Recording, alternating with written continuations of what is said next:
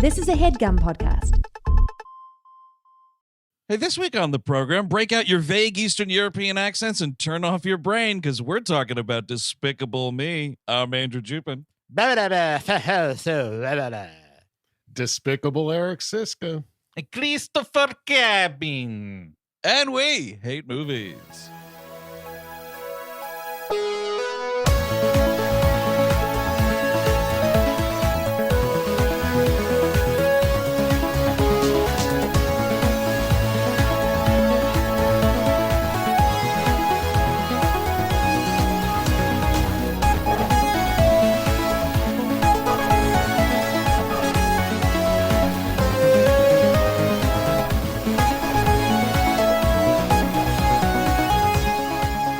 Hello, everyone. Welcome to the fine program, as such as it is here today. Thank you for tuning in. As always, we are here as the Summer Blockbuster Extravaganza rolls on to talk about the OG. You got to specify because this has been a massive franchise now for a long time. OG, Despicable Me from 2010, directed by Chris Renaud and Pierre Coffin.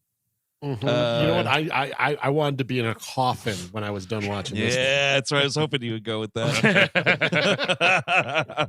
Yeah, too bad it wasn't directed by Peter Ern.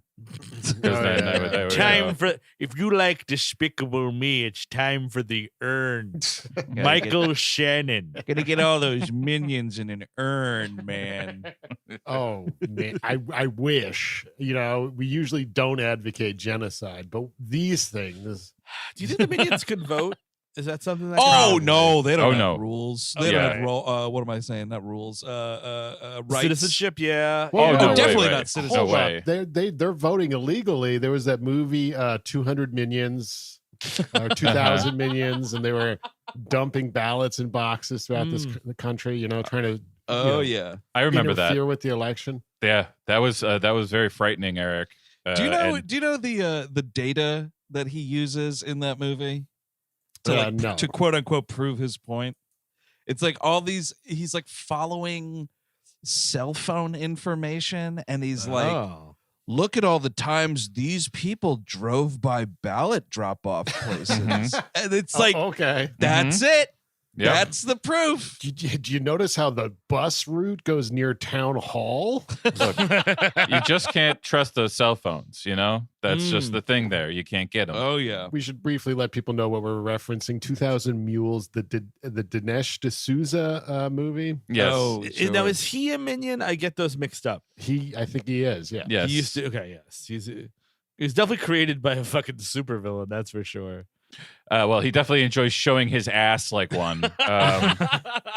So yeah, that's one on him. His juicy minion ass that he had. Not a ton of juicy minion ass in this movie. It is here a little bit, but they tease out in the sequels, I think. It's the root. Gru as a baby photo of the Steve Carell character in this movie with a juicy little bottom. Oh, right, yeah. Oh, man, when his mother's embarrassing him, and then I'm embarrassed because it's fucking voiced by, what's-her-face? Julie Andrews. Yeah. Yeah. That's sad. She'll do your movie. Don't worry about it. Especially if it's well, that's like with a voice thing. It's like, when is it? Is it Thursday? I just show up, and then I'll read the script Wednesday morning, maybe. I think she narrated 2,000 Mules, actually. So, yeah. She'll do your movie. Look at those voting booths. Oh, the cell phones passing by, the voting drop-off boxes. And then the next truck brought in 4 more voters. Chris, I know you're a big fan of these movies. Oh, big time. Don't you fucking pig. Well, I was shocked by the Minion tattoo he got 4 years ago. Oh, yeah. That was a really surprising development. Yeah, it is. It's right on his butt. I mean, yeah. Look, getting it right on the whole. I know it's not good for everyone, but I thought it was a good way to express the fact that I think that minions are the asshole of the world. And that is really what they are. I mean, like, honestly, they took over everything. Like, the fucking Illumination Entertainment literally now, like, always, like the stupid little lamp for Pixar, Like every time it's shown, a little minion has to go. I'm like, baka, baka, baka, bang! Oh man! And so, what else have they done? Are they the Sing people? Is that Illumination? I think so. They I think work with Sony a lot. Or is this a Warner Brothers? No, this is Universal. Universal, fuck. That's why there's NBC shit all over. You're yes, right. we're Yes, doing yes, commercials for NBC within this film. Yes. So I think they do that. I think Universal and Illumination are partnered. Yes, and they do Secret Lives of Pets and Sing. Yeah. And Sing. Okay, and Secret Life of Pets movies. One of these two directors directed both of those. This might as well be Secret Lives of Movies because I ain't watching those. These minion voices, by the way, this infantilization of society begins here. My God, you need a baby goo goo gaga thing? You need a baby goo goo gaga thing? Yes, you do. I mean, I think that this and I'll start here. I think that like I have young nephews, and I've been in some rooms where the bad movie stops and then it's like again. So I understand that there's much worse shit out there for parents that have to watch. And I can see where people are like, no, this is one of the good ones. I totally respect that for you. But for me, it's not one of the good ones. No. And I hope your children always talk like minions for their whole fucking life and never develop speech because you made them watch this franchise. Yeah, I wonder about that. Are minions having a bad effect on speech development? Absolutely. No. Look, from 2010, Chris, society, I mean, it wasn't that great to begin with, but it has gone, going right down the toilet. It is going right down the toilet. I just don't think, no, Veronica, the answer, the Galapagos Islands were not founded in baka baka boo boo. I'm not hearing that. I don't think that's happening. No, Here's the thing. happening. Here's the thing that's difficult for me to sort of parse out here. Like, so for this movie, I should say maybe we'll do this. Weigh in if you want to. I've seen this movie before.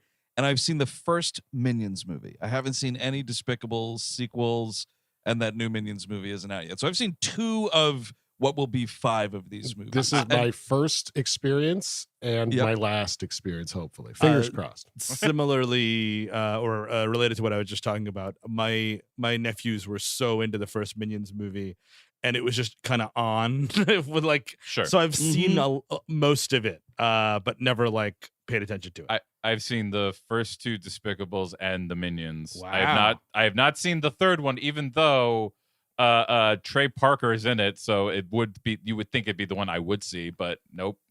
Oh, wow. Not even the promise of doing voices that kind of sound like South Park voices could get you to watch that? It didn't even draw me in somehow.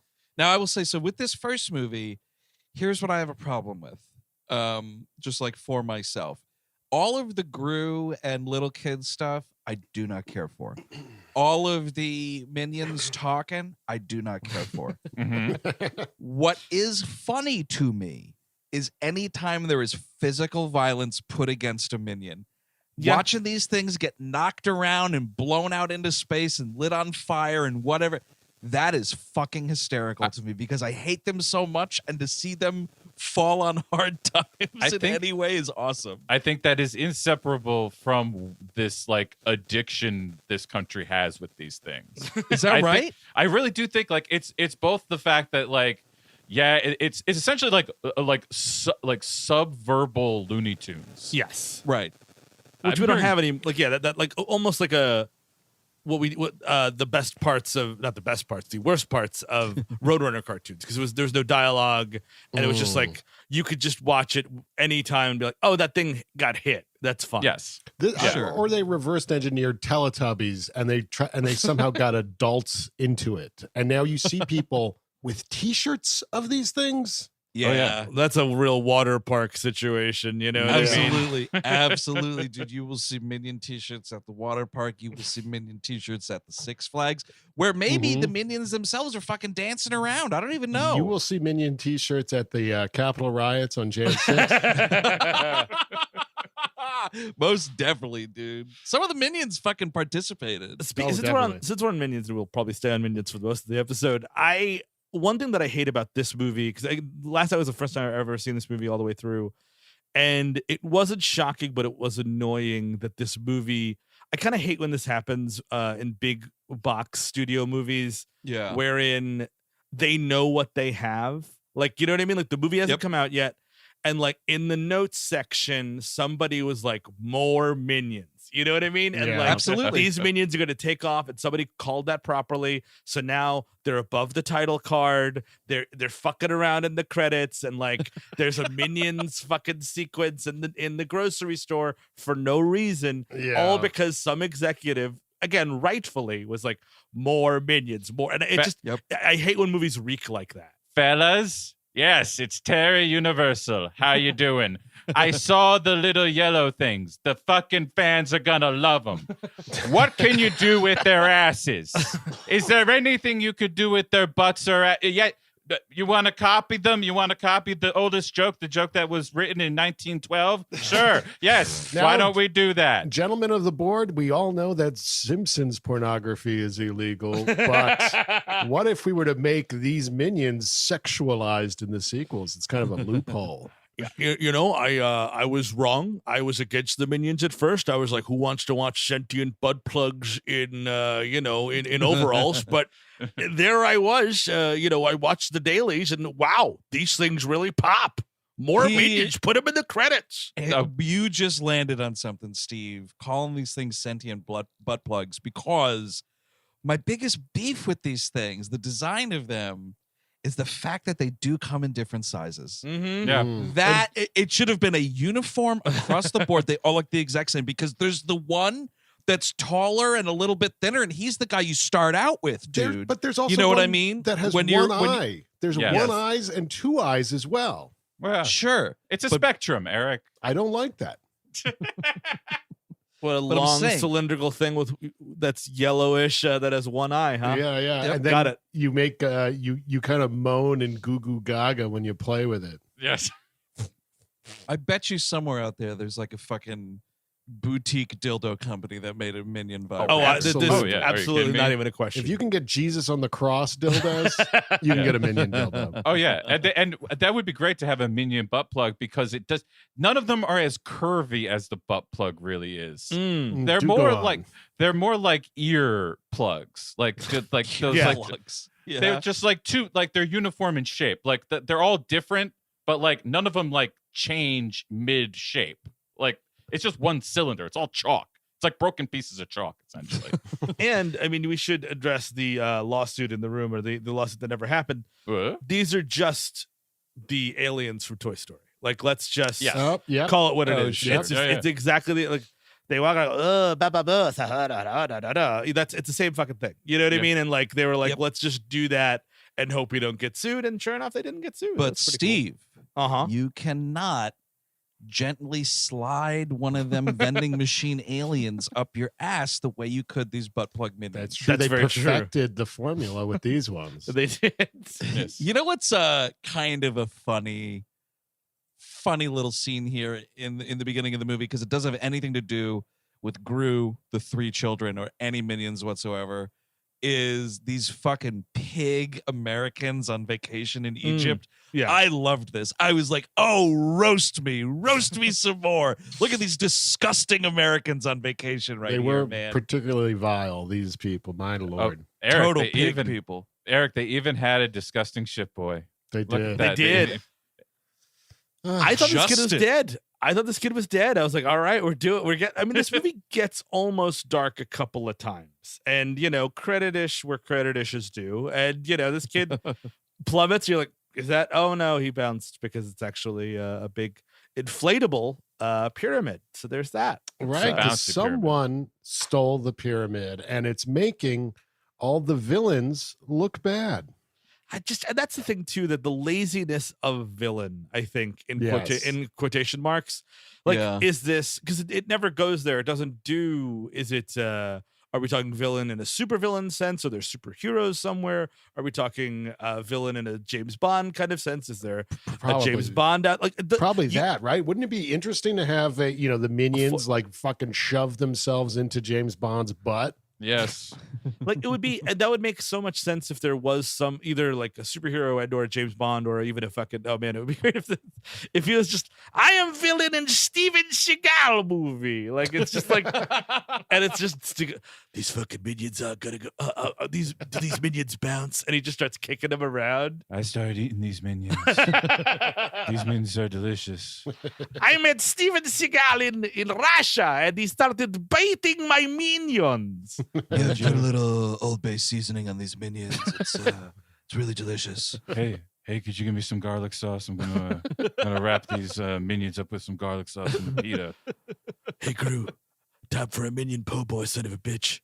I'm having a minion po' boy. Making a fun Nolan-style sandwich of your minions. I'm having a minion and gravy slurry,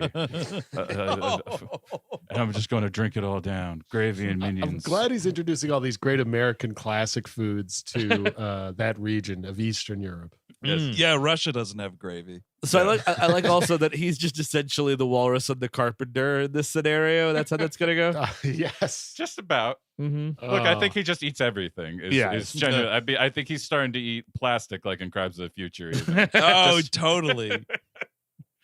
Yeah, man, I'm just eating this lunch tray. It's delicious. Have you ever eaten a trash can? They're delicious. Oh man, that kid eating that trash can at the beginning of that movie. Fuck. I'm classified as cargo now because I'm like a goat. I could ride below the plane. Yeah, they put a rope around my neck and tie the rope to the floor. It's actually so much easier and cheaper to fly when you can check yourself as luggage. I'm happy to announce that I'm partnering with James Cameron, and he's gonna bring me to the bottom of the sea to eat old ship crashes. Yeah, me and James Cameron are cleaning up the 7 seas. Let me check my body. Do I have room for one more ship? Yes, I do. Here we go, Lusitania. Down you go again. That's why he's as big as a blimp, folks. Down you go again. Down you go again. That is fucking funny, Chris. I want someone either to do art or if you're a video game, give me a Steven Seagal Kirby. There you go. That's what I want. That's perfect. Just him like. It's like Kirby's got a black dyed mustache. Yeah, he's probably got like the little sword like Kirby does. It's like Yes. probably it's like some like Turkish terrorist gave it to him for being in the same religion as him. Yeah, so- oh, man. Can we say that the music in this movie is amongst the worst music I've ever heard scored entire? There was some. Who is it? Is it? It's Pharrell. Pharrell. Baby. It's Pharrell did all the music, but I think the score was somebody else. I said score by accident. But no, the music, the pop music in this movie is all Pharrell, and it is all fucking terrible. And you can spell fuck with a PH if you'd like, because that's fine too. It's some of the worst. Once he left, Hey, by the way, hang on a second, just really quickly. Uh-oh. The score also co-written by Pharrell and this dude Hader Pereira, who's done a bunch of music and shit and other stuff for movies. But Pharrell Williams responsible for some of the score you're hearing too, dude. That's he's so bad. Once he left the Clips, it was bad. I mean, he's occasionally you still get a good beat from him, and some rapper can do something with it. But like, really, the pop stuff with him has been an absolute disaster. Now, this is what we were trying to talk about last night, and we couldn't remember. Was that fucking Happy song roped into one of these movies? Yes, it was. Oh, or at least it was of the advertising. Definitely with the advertising. I don't know about it was like the minions being greased up with oil and being all you can see all the little curvature of their fannies, and they're playing the Happy song. And they're shaking the oiled up fannies back and forth while happy. Mhm. Yeah, they were twerking, which was popular at the time. Yes, they still twerk to this day, Eric. Oh, do they? Yeah, still. Wonderful. Just like, I'm having a bad day. You better get out of my way. People will tell you that's the best music ever written. So I'm That's sorry. what I keep I know hearing. people like it's okay to like a movie. I don't think we said that for this episode yet, but it is. It is. It is. I don't get it, but it is. Sure, yeah. I And don't know. just- I don't get it with this one quite either. This is also. We'll get to the action sequences, but like, this is one of those movies, and animated movies did this a bunch, especially in the 2010s, where you're just doing like sci-fi action scenes, but animated, like ones that everybody already knows, but like you're just animating them in this way. And it's just so obvious, like the Star Warsiness of like at least 2 of these chases is so ridiculous that like I genuinely was groaning. Because it doesn't, I mean, like that's things, either make it a comedy or like full on comedy. And like, you know, this, you're clearly going that way. You cast Steve Carell, you cast Jason Segel, yes. And, you know, Jack McBrayer and all these different people. So it's clearly we're going that way, but like then you have to have the action, you have to have the adventure, you have to have the family. Because it's just a thing. It's just a big box of a thing, and hopefully everyone gets something that they enjoy. Yeah. It's a real throw it at the wall and see what sticks kind of movie. Absolutely. I will say Jason Segel, I think he's the best part of this movie as Vector. Yes. I think so too. Gives a shit. I feel like no one else really does. You can't tell that it's him, which is nice too. Yeah, I completely, for having seen this movie before, I completely erased his existence from my memory. Like, I was like, oh, Jason Segel's in this movie? Oh, he's like sort of the villain? Weird. No relation to me, his Uncle Steven. See, everyone's related to someone, folks. That's how they got in Hollywood. What was being spelled and pronounced differently? Oh, do you need help for getting Sarah Marshall? Because I could eat her. I could eat her whole. I could eat her and Russell Brand. That's or right. I could just beat the shit out of you until you literally forget her. That's right, freaks and geeks, kids. I also have a bad reputation of stealing and imprisoning women. Yeah, it's not just James Franco, okay? If you have the balls to build your own dungeon, James Franco, get out of the big leagues. But like, yeah, so it's and that's the thing. So the one thing that really bugged me about this movie, it doesn't have an engine at all. Like, there's no, like, in the middle of it, Russell Brand as Dr. Nefario, which we'll get into, is like, oh, we need to steal the moon within 12 days. And I'm like, 12 days? Like, yeah, it's just like something about like the curvature of something's lining up perfectly, yada. But you just want something wherein this movie actually moves forward for a reason. You know what I mean? Like, well, you need a different plot, right? Because like someone steals the pyramids. Now Gru, this evil genius or whatever, is upset and wants to also steal something, and now they're going to steal the moon. It's all ego-driven, which I understand that for a supervillain, but like I need something more tenable or something. I don't know. Well, the problem here to me is that like Pixar kind of ruined animated movies for everyone else, because now all of the like you have to have like new Hollywood like style story beats for your stupid fucking movie with the Minions. Like none of this makes sense. Like, it would be great if you could actually like understand the world of Despicable Me. Like, there's a bank. You have a fucking villain has to go get a bank loan to fund your thing. That's a funny, interesting idea. You do nothing with it other than move the plot along. You don't do like I really don't think there's like, other than like, oh, prove to me that you have you can get a shrink ray. And I'm like, this is kind of boring. Just this scene alone. Yeah. But if you explore the world, maybe there's fun stuff in there. Well, the thing is, this movie's leaving comedy on the table right and left. Like, once you get the moon involved, you don't have him like flicking the little American flag off of it or anything like that. Yeah. There's no reference to any of that. Oh, no. That would be kind of funny, actually. I'm sure a bunch of people would get pissed off about it, though. The only reference to the moon landing is the Minions acting like NASA control when he does finally blast off, and it's just obnoxious, folks. What was I going to say about all that? Oh, fuck. I forgot.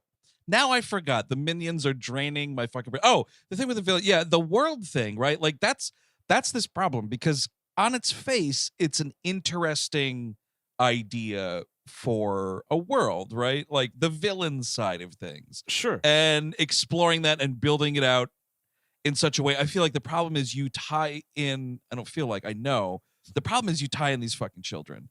Yes. And that handicaps it just fucking cuts your legs off. You like, also don't need them. Do anything. The Minions are children.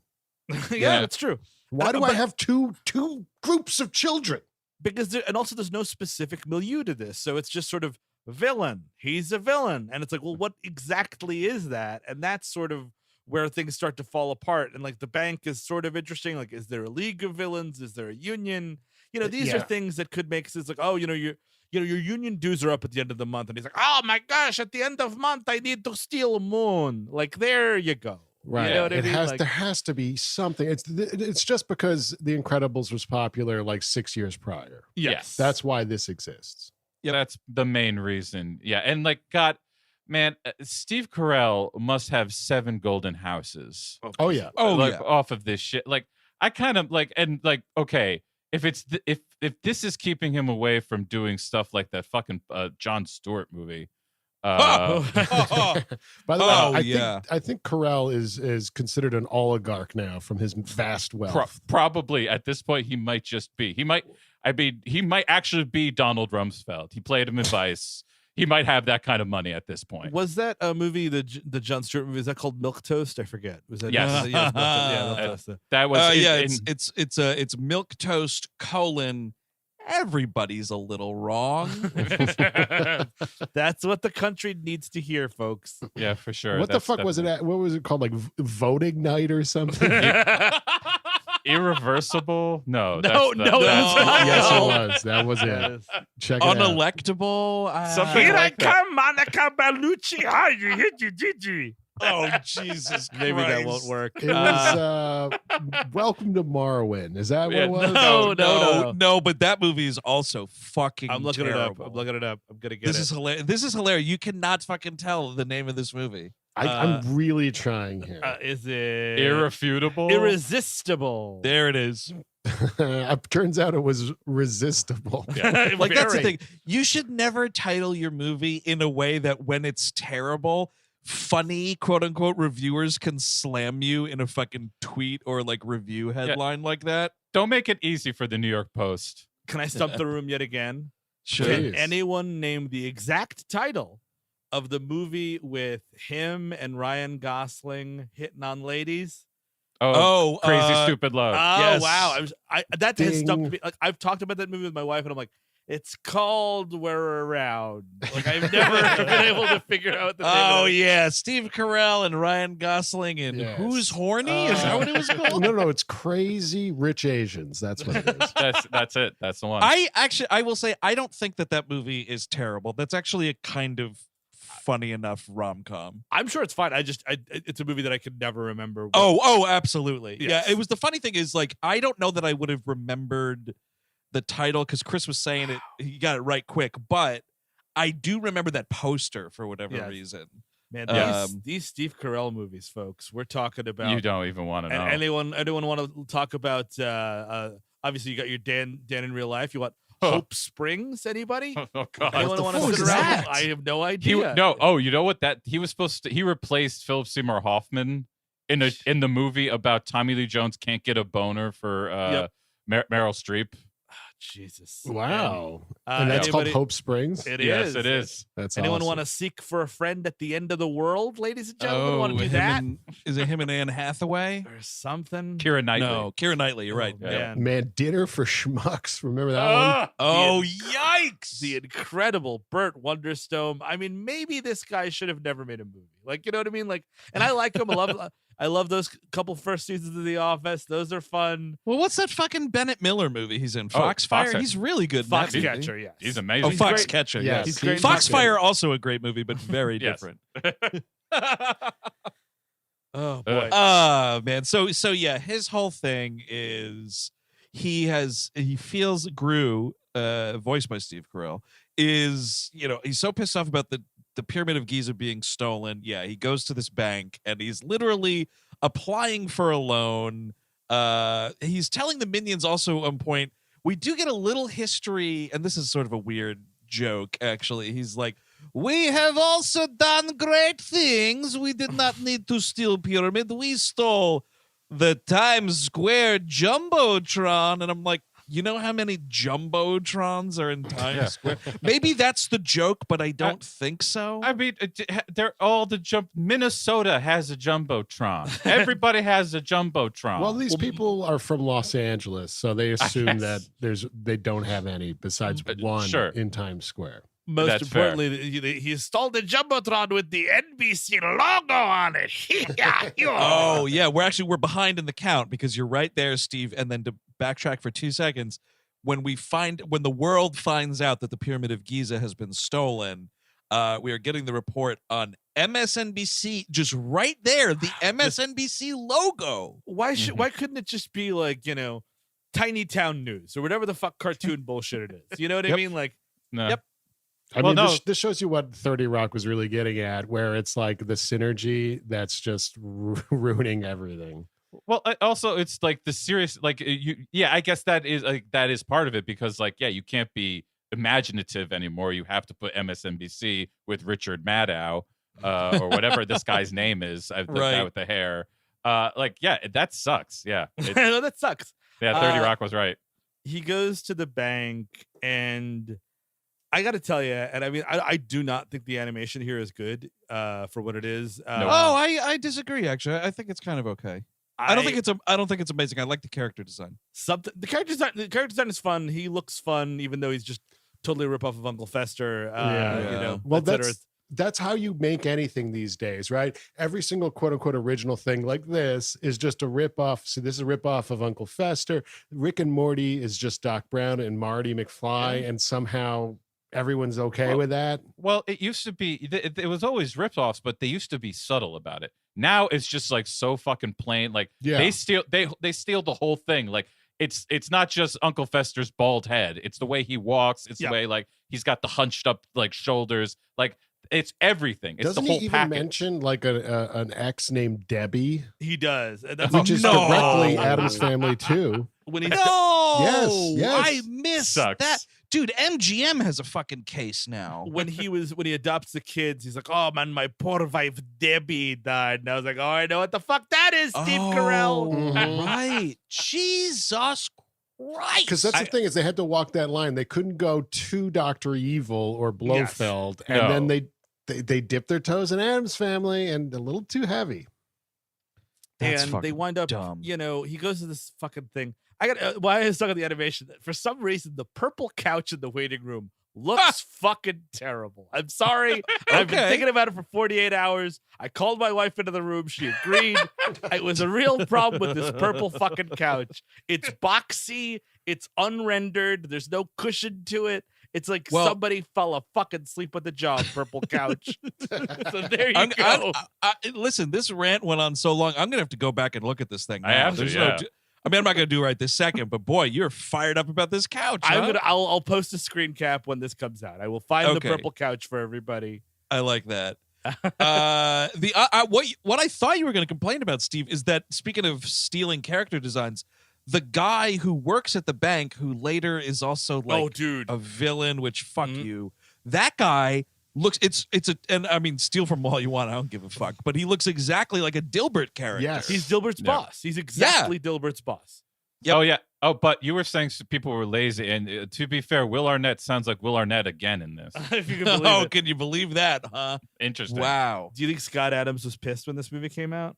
Nah. I mean, yes, but just because Scott Adams is pissed off all the time. Yeah, he wasn't pissed off because it was his character design or anything like that. It was some weird sex thing. he read some weird sex thing into his like, I'm against that or for that, and it should be legal. Yeah, he wants to fuck the minions. Yes, I think that's probably it. That probably is right. So the bank manager, this guy, he's like, all right, listen, I can't give you the loan. This plan, it's a little ridiculous here, man. And you don't even have the fucking shrink ray that you need in order to shrink the moon down to steal it. So this is like part one of the mission. He has to figure out a way to steal this, shrink ray here. And we go off on this adventure. Are we to believe this is something that's been built and is housed by the Chinese? That's what it looks like. Yeah, so we're talking about that a little bit. I mean, it's just a vague, evil Asian country. I mean, we could be saying North Korea, we could be saying China. I don't know what we're trying to get at here politically in this cartoon. I don't either, but I can tell you one thing they're trying to make very clear is that they do not want this distributed in China. You have a scene like this, you're very much being like, fuck you, I don't want to be the second or third biggest market in the world? Fuck you. Now I'm curious. I'm going to Google, are Minions banned in China? Ooh, here we go. I'm very curious. Probably. I hope so. Did they say that President Xi looks like them too, or was it just Pooh Bear? Listen, we don't agree with any of that slander. That's true. She is God. Oh, so Lightyear and Minions 2 are banned in China. Of There course. you go. Apparently. That's you got awesome. the two same-sex minions kissing. That's the problem there. Minions point out a map of Tibet. Is that also going on? Oh Possibly. man, that's probably the third one. I didn't see it. Well, that's that shit with Lightyear, right? There's like a lesbian couple that Yes. dares be happy with a family, and China was Sure. like, absolutely not. So is fucking UAE. Okay, whatever you folks want to do, I guess. Also, while he's waiting at the bank, by the way, we are introduced to Vector. This is Jason Segel, who is there because he's touting his what is it's a fish gun, a squid gun. There it is. Is that Oh, what yeah, it is? yeah. The squid Yes, you gun. got That's- where it shoots squid. Oh, yeah, which yeah, is yeah, fun, yeah, yeah. know. Oh, good. And Gru's like instantly disgusted with this guy, and I'm like, hey man, you're both the same exact thing. Well, you know, You're not better than that guy. Come on. It's not a family film until we torture some animals. Yeah.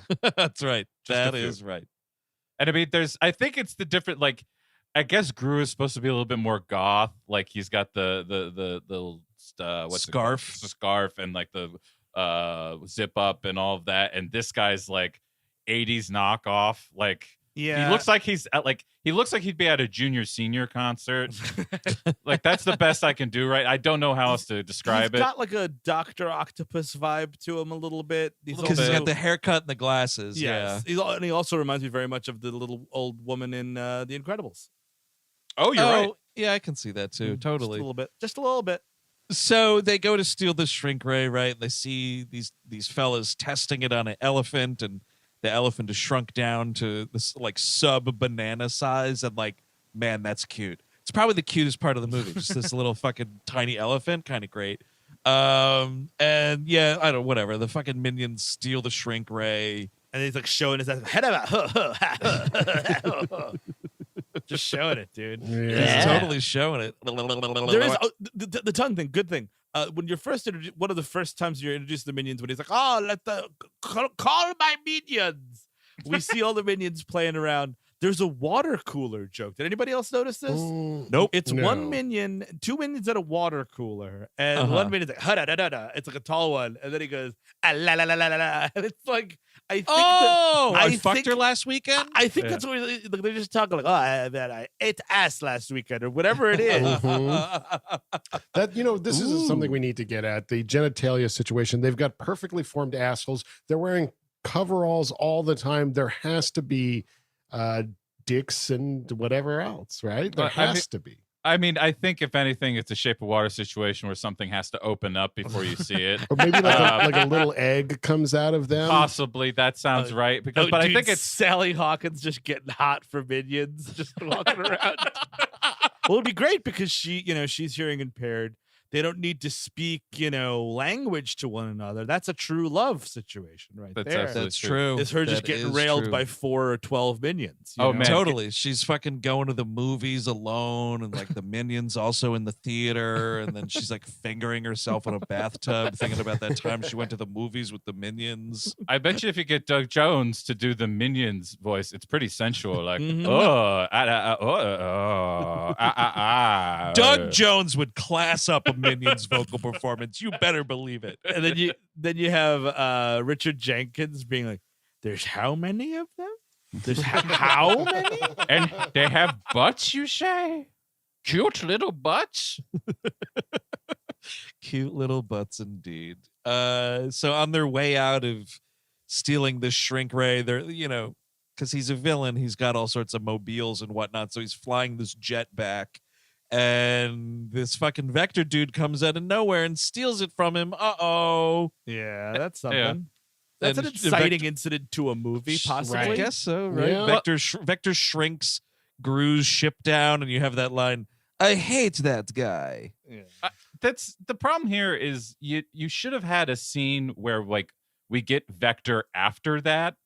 Like Right. alone. Like we need to know what's Vector doing? What's Vector What's the up to? motivation? Yeah, what- totally. what is he doing? What's going on here? It gets so far to the point where Vector, it's revealed in sort of the beginning of the third act that he's the son of the Bank of Evil's boss. Like the Bank of Evil guy, Dilbert's boss, is like calling the shots. and then you never see that guy again. It's just sort of like, nope. It's because like, you better get your butt in gear and scale the moon. I'm Will Arnett, and then it's like, and then like you just never. That's it. Like that guy should be like falling into a fire pit at the end of this movie. Exactly. Yeah, he should be punished. There should be it should be in the plot in some way. It's like trying to do a twist that like literally nothing matters in the twist. No, Yeah. it's Right. It's just to get like as much of like there's like a list of scenes you need to have that that like some producer told them they had to have, and they're like, just get to these scenes and then we're out of there. And like that's it. And that's what exactly it feels like. By the way, Vector looks just like John Oliver, doesn't he? Yes. Yeah. Yes, he does. You're right. Yes, he fucking does. Incredible. I'm surprised he didn't show up in one of these fucking movies. Yeah. Yeah, I feel like he has done voice work though, hasn't he? Oh, He yeah. must yeah, have. big. He's a He was- celebrity in America. He's probably voiced 1,000 cartoons. He's been on Eric's despised Rick and Morty more than one time. At least How 2 or about 3 that, times. folks? And no, I don't despise it. I'm going to say that because I don't want teenagers to hurt me, harass me. They're just gonna come to your house with pitchforks. I love your cartoons and everything else you like, and you do the skateboard and it's fun. yeah. Oh yeah. So wait, hang on. Let's see. We got John Oliver. I'm doing it. So yep, definitely. The Bird and the Lion King. Sure. Oh yeah. From 2019. He also was in a totally forgettable animated movie called Wonder Park. 4 episodes on Danger Mouse. So surprisingly, only 1 episode of Bob's Burgers. But that's what it was. He plays Vanity in those newer Smurfs movies. I'm looking at it. I'm looking at it too. And oh my god, he's in Irreversible too. He is not Cruise it is not control. irreversible. It's irresistible. Oh, different. That's different. Very, very different films. Okay. That's different. Okay. I got it Slightly right this time. different. Got it right this time. But yeah, so now it's like, I hate that guy. Can I ask a question? What the fuck's going on with Dr. Nefario? I guess he is his quote unquote Q, but at certain times he's calling the shots and like he's older. So it's like, did you make him into a villain? Like what? A mentor. Yeah, We're missing yeah. a movie here. We're Like, missing a total movie. right? Like, could it be his father? Like, what's going on with it? Well, they kind of like forsake all of that shit for the mother stuff, Yes. Like, Which I they also do guess. nothing with. which makes no sense and it doesn't matter. Like, who gives a shit? Yeah, you would think we get flashbacks of the mother, and you're like, okay, so I'm guessing because he's a villain that this relationship is strained. No, she just shows up later and makes whatever food Yeah. for the kids, and it's fine, and she's out of the movie. Like, we need there's nothing, there's no friction in this movie, and it's just a competition between 2 supervillains and what they can steal. That's not very exciting. And I guess, No, I mean, the it's point not. of the movie, obviously, is when the kid, obviously, we should have said that earlier on, 3 not Girl Scouts come to the door selling cookies, which is Margot, Edith, and Agnes, I want to say. Did I get that That right? sounds right. Yeah. Sure, You whatever. did. Yeah, you And did. Margot is the tall oldest one, whose age I want to know because she's also like into having stories read to her, and she looks like she's about 10 or 11, and that's like Yeah. kind of past that shit. She looked. I don't know, man. When you've had a rough ass life Yeah, as that's a true. fucking orphan, I feel like you're having stories read to you later in life. I don't know, but the wardrobe tells me that she knows what climate change is. Exactly. Well, Yes. little girl, our orphans can save the world too. This Margot is voiced, we should say, by Miranda Cosgrove, who was in School of Rock, Yes. and of course was the titular iCarly in and the the- Disney show. The youngest one is 8th grade. Yes. Yes, yes. Elsie Fisher. Yes. The youngest one also is ripped off entirely from Monsters Inc., so don't worry about that. Yeah, So that's Yep. totally Oh, different. that is like they Lifted- fucking they copy pasted the girl. Like that Yeah. character, it looks exactly the same. And they added 2 other girls around it so they could just avoid the loss. It's like, no, it's a trio. I mean, one of them is the girl from Monsters Inc., but the other 2 are.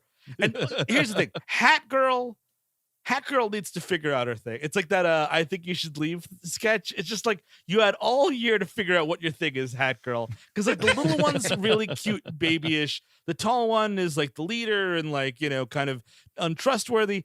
And Hat Girl's Hat Girl. I'm like, well, what the fuck's Hat Girl gonna do? Like, is she hungry all the time? Is she really smart? Is she stupid? Guess like, what? give me something. You're never gonna know even what these kids think or feel or want. And God damn, I fucking hate this movie. All they Steven? want is to be adopted, and it's so low bar that they're like, oh, this guy, yeah, I guess we'll learn to love this. Stephen, you're being very unfair. What did you? What's the name you said?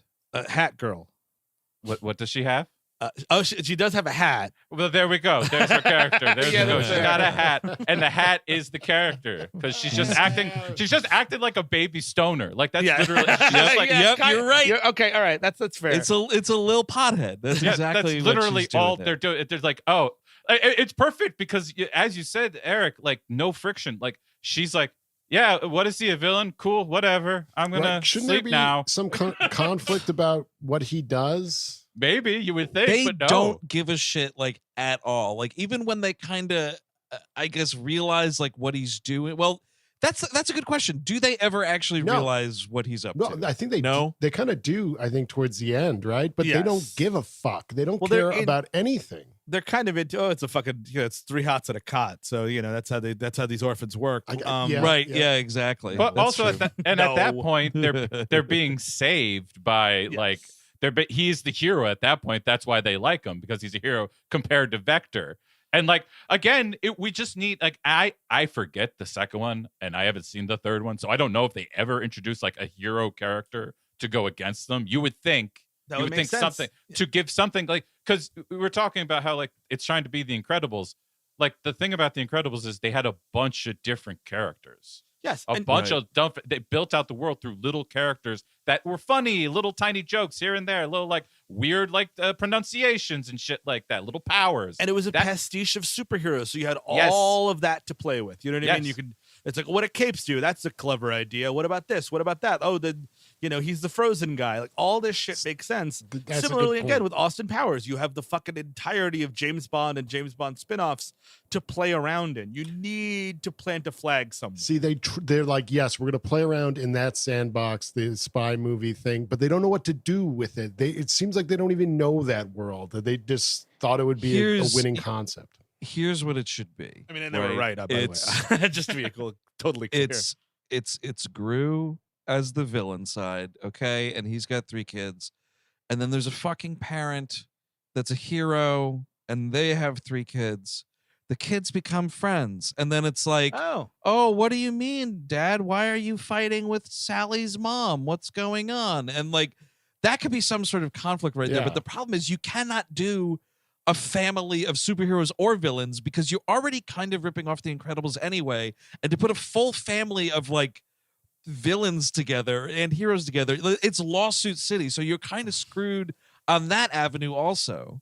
Yep. No, totally. Yes. It So just, then you just go back to a bunch of shit that never, ever comes together in this movie. Well, that's just the point. Is when you have to thread the needle so perfectly like this. Yeah, you make the money, but the movie is incomprehensible. It's just absolute trash. Like, which is what we like. Well, Things because just it's happen. simple. Listen, it does. I don't have to think too much.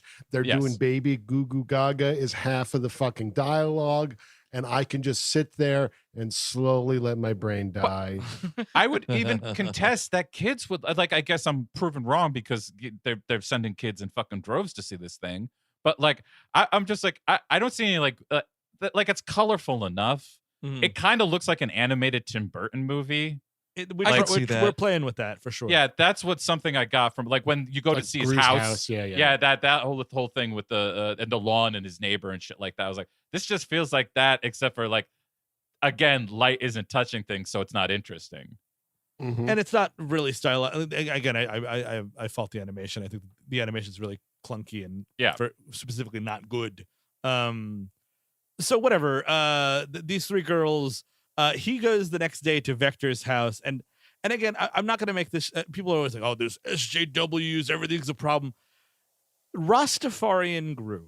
It's just a bad joke. It's just like Mhm. him in Rastafarian garb, and it's like, okay, is it fucking trading places or Like, yes, he's got the clothes, sure, but he's wearing a dreadlock wig, ladies and gentlemen. Mhm. That is the fucking problem here. That's the biggest problem. This dreadlock wig. It didn't work when Jack Black did it, and I still know what you did last summer, and it didn't fucking work here. It's terrible. You can say no to Steve Carell. If Steve Carell comes up to you and says, I want to do a Jamaican accent, you can say, absolutely, under no circumstances are you going to do that, Steve Carell. He does not do a Jamaican accent, thankfully. Well, sure, yeah. And he sees the little, he can't get into Vector's house, but the girls can. Also, like, I don't know, man. I know this orphan lady played by Kristen Wiig is sort of doesn't care about them, but rule number 1, never go in the house. I mean, like, if there is a rule number 1, it is never go in the house. But they go in the house and he's like, I have a light bulb now.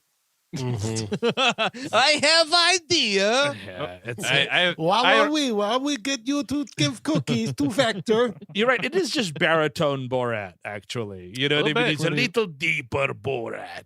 Yeah. Yeah, it's just a vague Eastern European something or other. Borat's father. Oh, man. That sounds about right, yeah. Mr. Sagdiev, huh? I wonder what that guy was like. So the light bulb here is, if I adopt those 3 orphans, I can send them back into the house with this cookie guys here, and while they're there they can steal or let me in so I can steal the shrink ray is the idea. So he goes to adopt them, and like this is a weird, Kristen Wiig as Ms. Hattie is the character. And I guess part of this thing is like she's pimping out these children to go sell cookies to make her money. Is that what's going on? Yes. Oh, yeah. And that's something. And there's also because this movie, again, I think the animation's incredibly lazy. There's no other orphans. You know what I mean? We see them going to bed once, like, they're in our hard scrabble life. There is this, and again, this very dark joke about like, if you don't sell it, you go to the box of shame. And I'm like, so we're just like talking about like really abusing orphans. That's They should have the stones to make it like they're orphans because Gru killed their parents. Ooh, that would be an excellent turn. Maybe they find that out in one of them sequels. Oh, dude, Despicable Me 5, and it's the final one. They're all like in their mid-20s, and they realize that the train crash that their mother and father died on, it was because Gru had to fucking, I don't know, steal the goddamn St. Louis Ark. Yeah, it's the end of Unbreakable with Gru. Exactly. And then they beat him to death as revenge. Beat him to death with his own minions, dude. Oh, God. They call me Mr. Gru. The thing with the cage of shame or whatever it is fucking funny because when they are like reporting their bad sales or whatever to Miss Hattie, she does threaten them with it. And as they leave the office, there is a kid in it, and they're like, "Oh, hey, Jeff," and he's like, "Hey guys, how's it going?" Little kid just rotting away in this crate, kind of funny. With like bugs all over him or something. Totally. It's got to be disgusting. He's writing his novel and shit on the wall. That would be great. Manifesto, yeah. I need more quills. It's also a weird thing in this movie where they don't necessarily pin down what the stakes are as far as like the physics at any point. Nope. And it seems to be kind of rule free because in that scene that with him before he goes to adopt, when he's trying to get in the house or whatever, and Vector realizes like he's at every turn there's a different security thing or whatever, and Carell can't get in or Gru can't get in, and so there's the gag. It's a very Looney Tunes gag of like all of these rockets and fucking missiles and machine guns and whatever are all pointed at him. And they go off, and in the distance, we cut to far away, like seeing the whole town or whatever. And there's a little mushroom cloud. Yeah. And then he's like just fine again. So at that point of the movie, it's like Looney Tunes physics. But then at other points of the movie, I don't feel that the characters think that that's true. Yes. Oh, yeah. Because there's like, danger afoot here and there. So it's like, again, which is it? Can this guy get hit in the face with a rocket and be totally fine? Or do people lose their lives? Is this more of like an Expendables world where Jason Lee gets fucking totally murdered at the end of that movie? Well, see, the thing here, Andrew, is we're talking about no friction, death, big time friction. Yeah, sure. That's quite a lot of friction. He'll come in and cause some problems. He's bad. He's bad news. He's sandpaper. That's a lot of friction you're getting right there. So I don't think. Yeah, I think they're just gonna like. They only want death to be like something that exists to like pump up like. Oh, are they gonna make it? Or like stuff like that is the only time when you're supposed to believe death is real is if like something just narrowly happens. Right. So he takes them home, and there's, a lot of like, oh, this house is fucking gross. And he makes them sleep in like empty fucking missiles and shit. So I guess in this world, CPS doesn't exist. Is the idea? No. And if they did, they'd be corrupt. Like that's the thing with like Mrs. Hattie being like kind of the whole point of this is like, well, kids might as well be with supervillains because everybody's a piece of shit, right? I mean, come on, everybody, don't we all believe this? It's everybody's fucking terrible. There should be, instead of like he has like a dumb neighbor who he's like a little combative with, he should have like two neighbors like Jeff and Molly, and Jeff and Molly can't have kids, so sad, bye.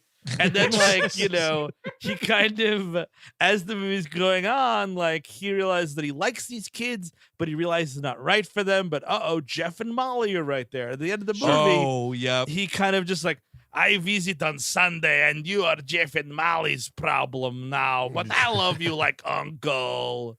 That's less weird. Like, yeah, that's would be way good less. enough for us. Exactly. Like, that'd be way less weird. He should be looking for other avenues for these kids instead of like keeping them. Well, that's the thing too. Is like initially, I guess his plan was to abandon them or murder them. Like I don't know what his. I'll choose murder. Okay, give them back. I mean, you can always just give them back to Miss Hattie. Right? Can you? Can you just return them? Well, he literally does that later in the movie. That's a kill what are you talking shot about? Well, they got 28 days. Oh, okay, got it. Here's the move. If we haven't done this yet, Despicable Me, 4, 5, 6, or 7, Gru versus Orphan. And they both sound exactly the same. I like this idea. Oh, that Orphan. Yeah. Orphan 2009. Yeah, don't pretend that that's an obscure film. That'll soon to be a sequel, ladies and gentlemen. That movie's so popular. She's still using like Peter Sarsgaard's passport. That's how she previous gets episode, by the way. I don't believe she'll be using Peter Sarsgaard's passport, Chris, because if I'm recalling right, that movie that's coming out is called Orphan First Kill, and you guessed it, it's a prequel. Oh my God. I cannot wait to see the orphan learning the Jedi powers. That's like she drowns in a lake at the end of that movie, I believe. Yeah. I feel like they're going to be doing. Anybody watching this latest Stranger Things series? Yes, but a couple episodes back, so easy. All right, well, no, it's fine. But like when they show younger 11 and they're kind of doing some Gandalf shit here, like making her smaller. I thought that was a smart way to do that. Yeah, I wonder if that's what they're going to do with this movie, because like I saw that woman recently in a movie like late last year. The Novice. I mean, was it The Novice? Yeah, great movie. Was it Escape Room 2 Tournament of Champions? She's also no. She's also is she? How is that, Steve? It's you know what? Honestly, it's not as good as the first Escape Room. I'll be honest. Well, so then I'll hate it even more. Excellent. That first movie, man. That movie can kiss my ass. Oh man, I trash. did not see it.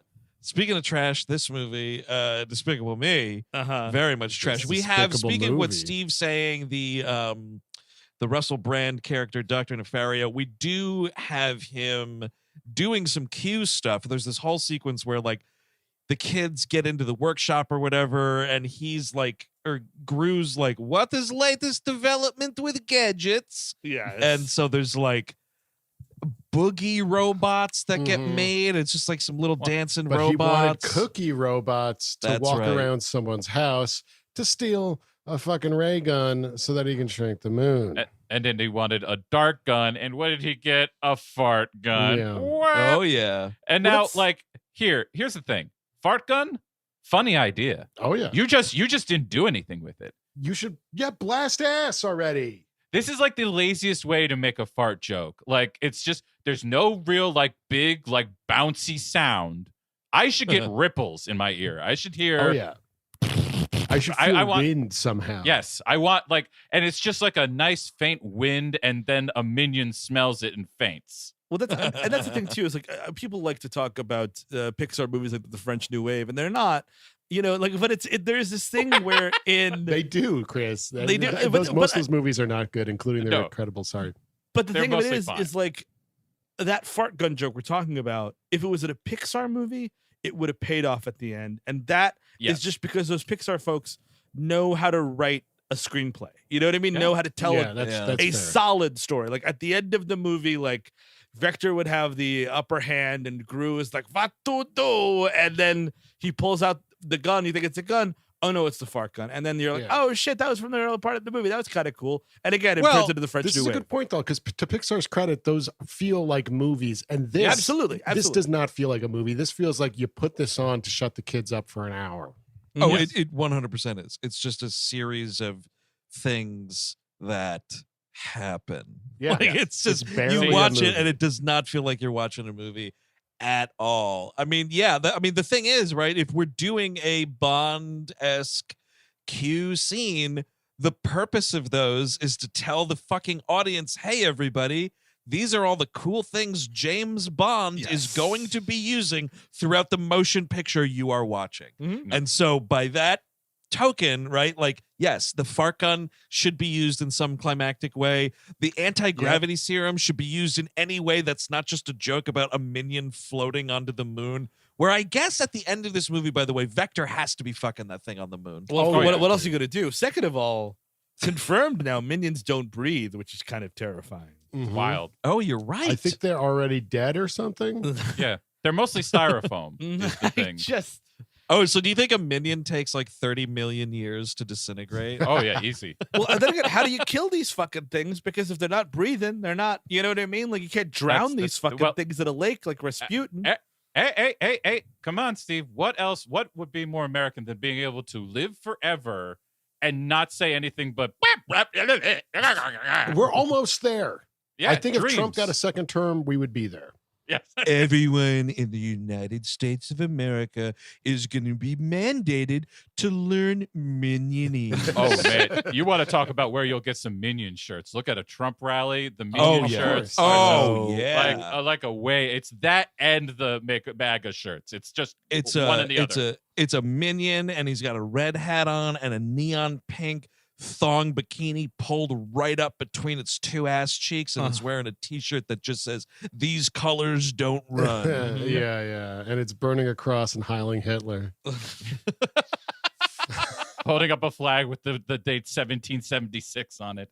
I mean, I No, guess that's what the person wearing the shirt is doing, actually, burning a cross and saying "Heil Hitler." Can you truly blame a minion if it gets wrapped up in anti-Semitism? I mean, these things just follow whoever it is. You know what I mean? It's I just, suppose That's a good point. Are there other minions, or is only Gru has them? Only Gru has them. I think they have. I think another villain has a different kind of minion. So, wait. So is each villain like selectively breeding their own style of minion? That would have to be if they Well- are doing that. Then yes, Eric, you are correct. So They where- have Let me different- tell you. Yeah. Let me tell you something though, just to add to this. What I learned from that first Minions movie, the spin-off movie, Nice. Drop some knowledge. Minions, dude, existed all throughout time. What? yes, yeah. There's They've all throughout prehistoric history. minion. Yes, Yeah. For like fucking like dinosaurs? fucking like Henry VIII era minions. Really? So Minions throughout time, dude. they were Definitely. beheading all those wives for not bearing his child. Mm-hmm. I Yeah, think the minions were tasked with that. Yes. I believe the minions were also at the crucifixion. Is that in one of those fun scenes? Yeah, they set up Christ. And they were at the Nuremberg trials. Yep, they were on trial there as well. Just laughing in the fucking like doing that. Oh, man. Translation: we were only following orders. Yes, That's of course. exactly right. Yes. But yeah, I mean they've always been with us, dude. As long as human beings have breathed air, minions have been shaking booty all over the place. Yeah. And I that's don't know what to tell you. Yeah. and that's what they love to do, Eric, because the point of the boogie robots is only to Mhm. allow for some disco music to happen so that a minion can shake its butt. So in that That is- sequence, we get those robots, we get the minions flapping ass everywhere, and to the delight we of got- millions. One minion is sitting in a vibrating chair at one point. It's like got really a fucking. It's got a. It's got a dildo that springs up like George Clooney's chair and Oh, Burn After definitely. Reading. There's another one that's doing karaoke, and I mean that's funny, right? Because it doesn't speak properly. Uh-huh. I mean that is perfect. That the minions are only they're most happy with Gru at home, but the second place they're most happy is a place where they can buy shit.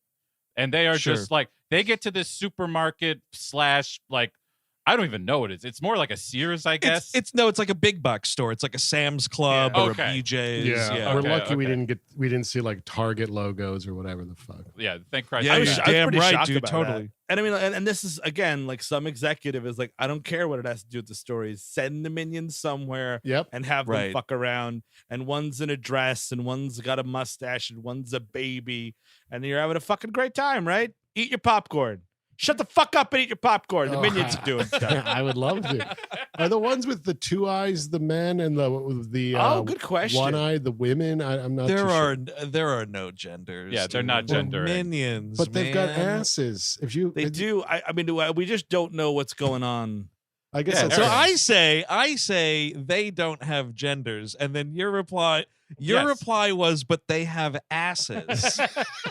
I'm just saying, you got something I could fuck. Look, Eric, what the point is, you cannot say these things. You cannot figure these things out because then Reddit would have nothing to do. That's a, You don't give them answers. They Oh, have to go boy. find So the answer. if I somehow answer this equation, Reddit can go away. That'd be delightful. Yes, go. If you can figure it well, out, baby. you're working full time, then, motherfucker. Get on All that. right, I'm gonna have a bunch of charts up in this room. Yeah, you're gonna be the Charlie Day Pepe Sylvia meme for a little bit Don't- there. if don't you say- want it. don't say gender about minions, or someone will fucking legislate them out of existence. So you don't want to. You want Oh, Oh That's wait, true. maybe I should then. Yeah, they are there at the big box store because the little girl has lost a unicorn stuffed animal. It gets disintegrated with some Oh, yeah. disintegration ray. So Gru is like, because the girl starts crying, and Gru's like, "All right, you go out to store now and you buy new fluffy unicorn for this little amoeba next to me." Yeah, this isn't even like a move. Like you would think, the heart of this movie is like Gru is learning how to take care of these children, Sure. quote unquote. Right. And it's not even like imparting good lessons about child Well, care. the thing is, you know, it's just like you're saying something that could have been something if they actually went Sure. in that direction. It would be, do like a Mr. Mom type of thing. Yeah. I guess we get that Ooh. briefly, but we don't dig our teeth into even that. We don't have time. That would give this movie a narrative engine. It would be like, oh man, and we do have the thing of like the recital that they have to go to because they all do ballet together, and like he takes them one time, and they're like, Pinky, swear you'll be at our recital, and it's like, okay, I get it, but like that just kind of comes and goes. You know what I mean? Yeah. Well, it's- because we got to sacrifice that shit because we're too busy making jokes about, oh, aren't the fucking Bee Gees terrible? Like, first of all, fuck you. What a decades-old lame joke. The Bee Gees are not terrible. Bee Gees You're- rule. You're making this fucking dated as balls disco joke. Like, get the fuck out of here. You know what's better than that? Pharrell. yeah, exactly. Yeah, we have the audacity to make fun of the Bee Gees, but Pharrell fucking soundtrack this entire movie. Okay. Very good. God. And listen, it's okay to Whatever. like a soundtrack, and it's okay to like Minions. Please do not kill us. Don't Yeah. kill us. The thing about the dance class, which is funny, is he's doing all like, oh yes, Pinky swear I'll go to recital. No place else in world I'd rather be than at recital, so on and so on. And all the other like dance moms overhear him, and there's this weird shot of like all these women are just super fucking horny for Yeah, him they in the want- waiting room. They want that shit, dude. They want It's disgusting. they want to see what's between those skinny legs. All right, that's what's Yeah. going on. Well, He's definitely, speaking of those skinny legs, dude, he's got Roger Klotz boots on. He does. Roger Klotz from Doug with his weird high heel black boots. Gru's wearing the exact same thing. Give me my boots back, funny. Hey, Doug, you ought to give back his boots. He's pretty angry.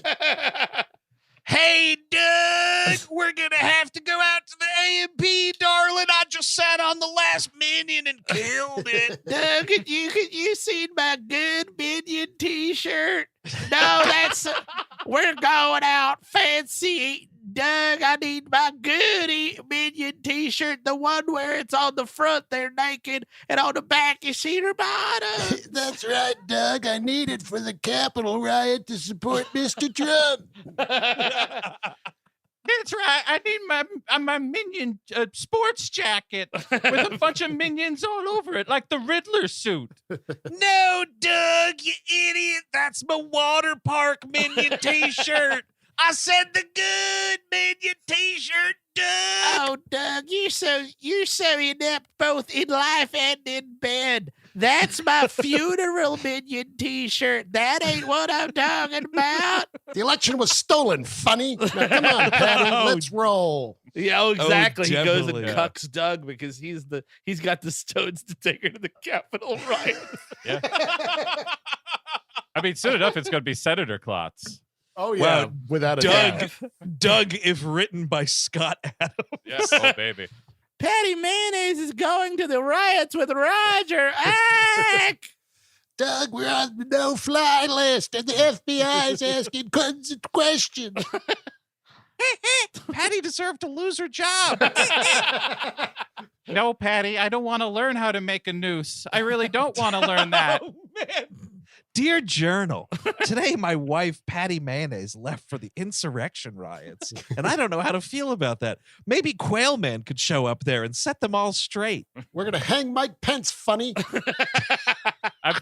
That's it. What I know what'll get her back. I'll do a slow version of Killer Tofu for her at the January 6th riots. Oh, yeah.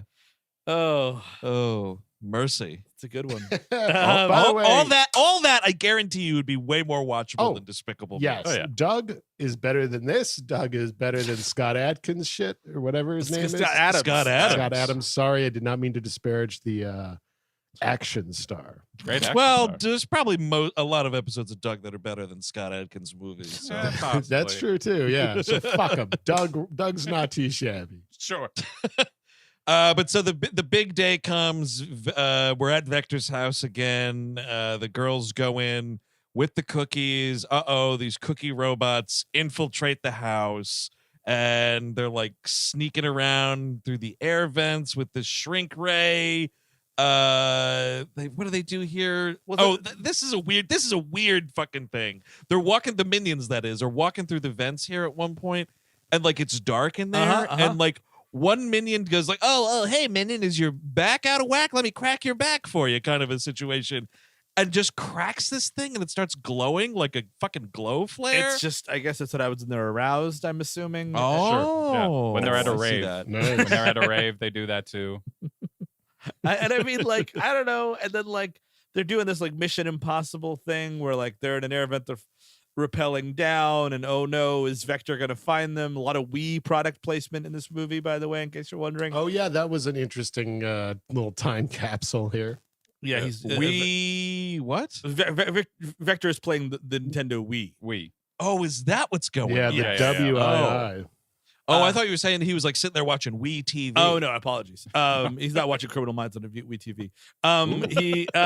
They're descending, and then like Gru's pants fall off, and one of these minions grabs his junk. I am sorry, ladies and gentlemen. Mhm. Yeah. Clear as day. I paused it. I did not call my wife in. It wasn't as bad as the couch, but I did watch that scene. she asked you to stop after the couch. Yeah, the didn't she? couch was What enough. was her read on the couch? She agreed with me. The Oh, good. couch is poorly rendered.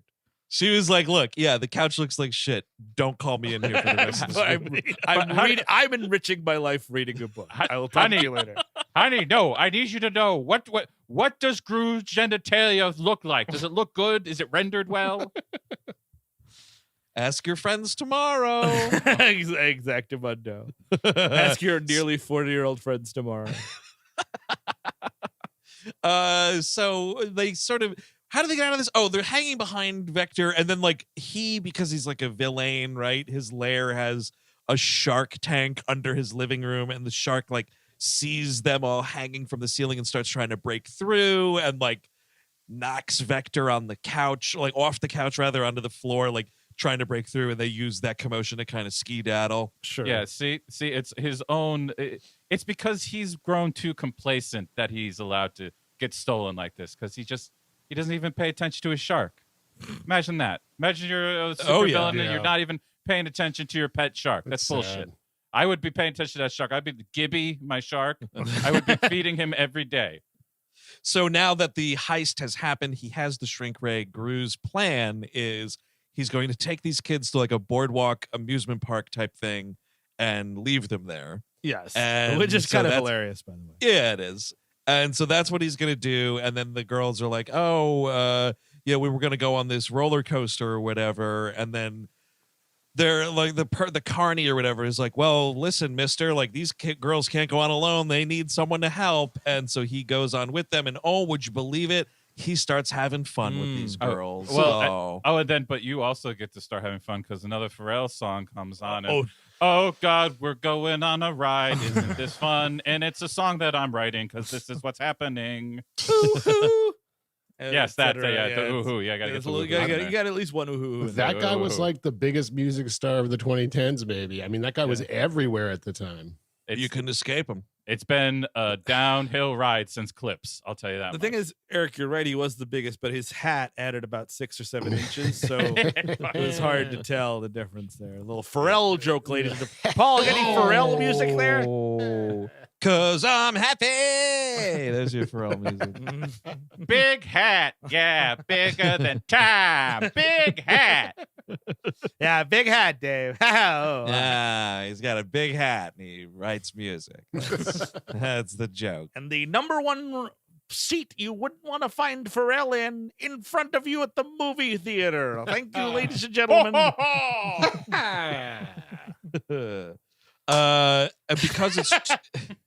Because it's 2010, you were still legally obligated to have Jack McBrayer doing a voice in a movie. So here he is as this like carny character. Man, Jack McBrayer, a dude who has made me laugh time and time again, but he's a guy, man, I think he just like burned right out. Like, remember that? Like, there was a period of time where that dude was like obviously riding the wave of 30 Walk. Yeah. Like, just it was in fucking everything. And now he's like kind of taking a break. He must still be doing animation voices or something. Probably. I rewatched Forgetting Sarah Marshall recently, and I was like, oh yeah, Jack McBrayer is really funny in this, and he is, and he's really fucking funny, and he's sort of disappeared. Well, he's doing voices. He's on Big Mouth. He's on Hello Jack, The Kindness Show, Puppy Dog Pals.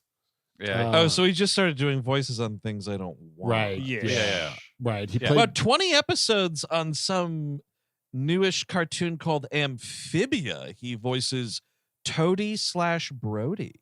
Mm.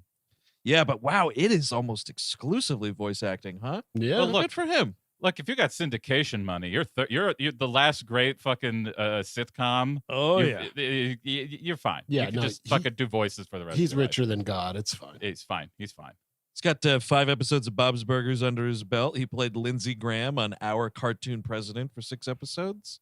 2 episodes of Star Trek Lower Decks. Wow. But yeah, so this is like the real bonding moment is Jack McBrayer's being an asshole. He's not letting the kids win because the little girl, the cute one, is really obsessed with unicorns. It's a big fluffy unicorn, and Gru's like, "What if I used big gun on you?" And it's like, it's a joke. Yeah, funny. Almost killing kids. He shoots the shit out of this destroys this man's livelihood, destroys the whole fucking booth. The only thing that doesn't get burned up is the little unicorn plush toy. I could always wonder, like, those like carny things, like how much, like if there's the big teddy bear or whatever, and you're just like, sure. Could you just go there with like a wad of 20s and be like, how much is that going to cost? What are we talking here? What's probably? How do I walk out of there with this thing? Yeah, you could do that. Yeah, okay. Just sir, don't you want to just go to a K&B Toys? You just tell me how much the unicorn is. Steve, you should go down to the boardwalk this summer with like $200 in 20s and just walk around with drag around tons and tons of bears and keep on going. I guess I'm just good at these games. Exactly. Why don't you give me the smiling dragon up there? Yeah, the yellow one. Yeah, give me that. How much that? $40? Yes. 40 for you, sir. Yeah, I'm gonna have a free date tonight. Yeah, Thank give you. me the doll of the dragon that got fucked by Eddie Murphy and Shrek. Thanks. Holy shit! I guess I should should try out for the Mets with this arm I have. My God. Bullseying bottles all around this boardwalk. Can you imagine a sharpshooter like me is single? Wow, somebody called Nolan Ryan because there's a new rocket in town and he's looking for ladies. Oh, hey, sweetheart, trade you a smile for a bear. Yeah, dude. Man. You just, unfortunately, and I say this every day, I'm taken. But, yeah, otherwise it could have been Steve Sadek stars in Scumbag Summer. Dude, this would be a good Safdie Brothers movie. Oh, yeah. Actually, yes, it would. Oh, fuck. Yes, it would. Yes. Picture the Sandman going out there with a wad of 20s buying these bears out on Coney Island and just walking around. Like a dark rom-com, and he gets like beaten to death under the boardwalk later. Fuck Well, yeah, dude, because he had some other guy buy him liquor. Exactly. You should never go under the boardwalk, dude. Lesson learned. Listen, I only got $10 left. You want to give me that pineapple plush you got right there? Come on, just give me it. It's nice. All right, how much for the Dominion? No, all Dominions. How much for all Dominions you got? I want to buy out Dominion stock. And then I'm going to throw him in the ocean. So his, Gru's like, he goes back to the bank and he's like, hey, man, so Shrink Ray, stolen back. We got it, ready to rock and roll. Here's my presentation about the moon. And there is a funny gag here. I think this is a legitimately funny joke. He's doing like a rolling up. Oh, here's the next piece of paper for my presentation or whatever. And he's like, and as you can see on next page, and he flips it up. And it's just a child's drawing of him taking a shit. And it is very funny. They put that in the trailer. They knew that was a winner. Oh, was that a trailer? Oh, yeah. Yeah, that checks out. Grew on toilet. Of course. I mean, like, any silly voice say the word toilet, it's a winner. This awokened a lot of people to caca play. Probably. Oh, gross. Oh, no. if the Safdie brothers ever put on a stage production, they could call it caca play. I don't know. Yes, they could, dude. It's just an option. Yes. So he's doing this presentation, and the Will Arnett Dilbert boss guy is like, Mr. Perkins is this guy's name. He's like, hey, that's great and all, but we're gonna go back to a younger villain. And you don't really know what that means right away, but as we've said already, Vector is the son of this insignificant character. Oh, can you believe the nepotism? Mm-hmm. Oh my God! Even in this world, of supervillains, nepotism really. Well, I guess it was a more accurate world than I thought. Eric, I could just imagine Eric when this reveal comes up. Just, yep, that's how it is. That's how it is all over this world. Maybe I could have been a villain if my dad owned the bank.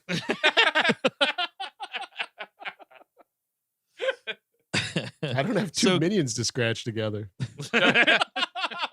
Oh, do you think they have fingernails? Ew. Oh my God. Ooh, yeah, God, are they growing fingernails? And do they need haircuts? Because some of them have hair. And if they have an ass, they have to piss and shit.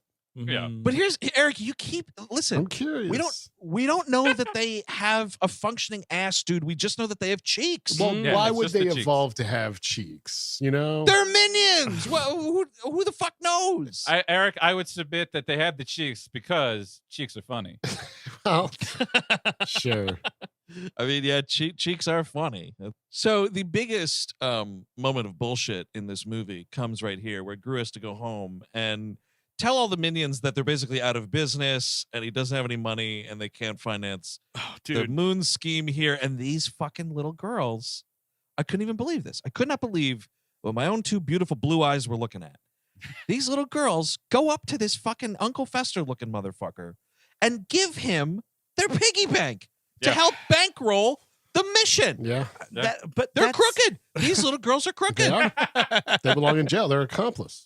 They are Exactly absolutely right. Yeah, absolutely. Yeah. They're agents. Mrs. Hattie sent them in here. This was fuck. This is dude, a the big whole scheme from the beginning. Unreal. But that's the thing too, because this sequence is so fucking frustrating. Because the first 45 fucking minutes is like, how do I get Shrink Ray? How? Because then I can get loan from bank and steal the moon. And you take so much time on it. And then all of a sudden, all the minions start emptying their pockets too. And he had enough money to do it anyway. And it's like, well, so we just dicked around for 2/3 of this movie's runtime. Cool. Yeah, Pretty of much. course. That's what you have to do. You got to build up the time wasting so that the minions can come back. That's what's important is the minions come back. I just don't understand why they have currency on them. I don't. Well, at one point he does say that they don't get raises, so I guess he is paying them. Well, that's good. Well, Yeah. but what does that even mean? Is it just slop at a trough? Is that what he's paying them? Well, also, yeah, he's got a Bezos situation here. He's like housing them at the place. Yep. That's just bad. Mhm.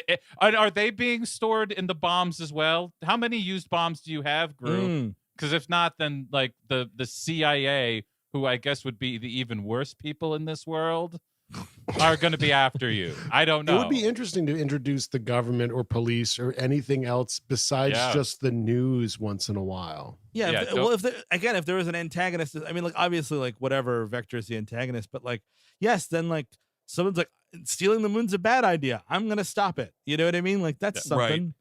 Well, yeah, like Vector doesn't have like a moral theory against Gru. Like there's no opposing point of view. That's true. It's just they stole each other's shit. That's the whole fucking thing. Yeah. By the way, send this to 5 minutes ago, but I just did a quick doll-E for you guys, and I typed in Gru on toilet and just texted to you, and I gotta say, pretty successful. Oh, I'm excited. So that comes through. Well, let me know what you Let think me there. see here. It's, That's beautiful. We'll be posting this when this episode drops there he is. Yeah. on That's gorgeous. Twitter at WHM Podcast and our Instagram also WHM Podcast. In certain ones of these, it is unsettlingly close to the cover of Ghoulies. Oh, you're totally holy shit. Yeah, box 4 is pretty much Yeah. Ghoulies. Very close. It's Nice. That's not good. Are the Not good. Ghoulies related to the Minions in any way, shape? Are they like distant Yes. cousins? They're ancestors. Oh, Yep. ancestors. Mhm. Got it. Definitely. Yeah, and then the critters are involved in there as well. Well, I'll tell you the thing about Ghoulies v. Minions here, though.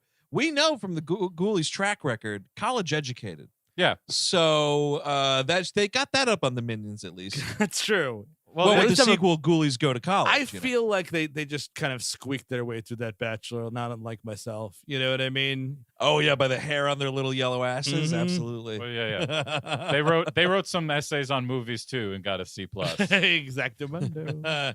And in a real, we are desperate to make this movie fucking 95 minutes. Right after we've had the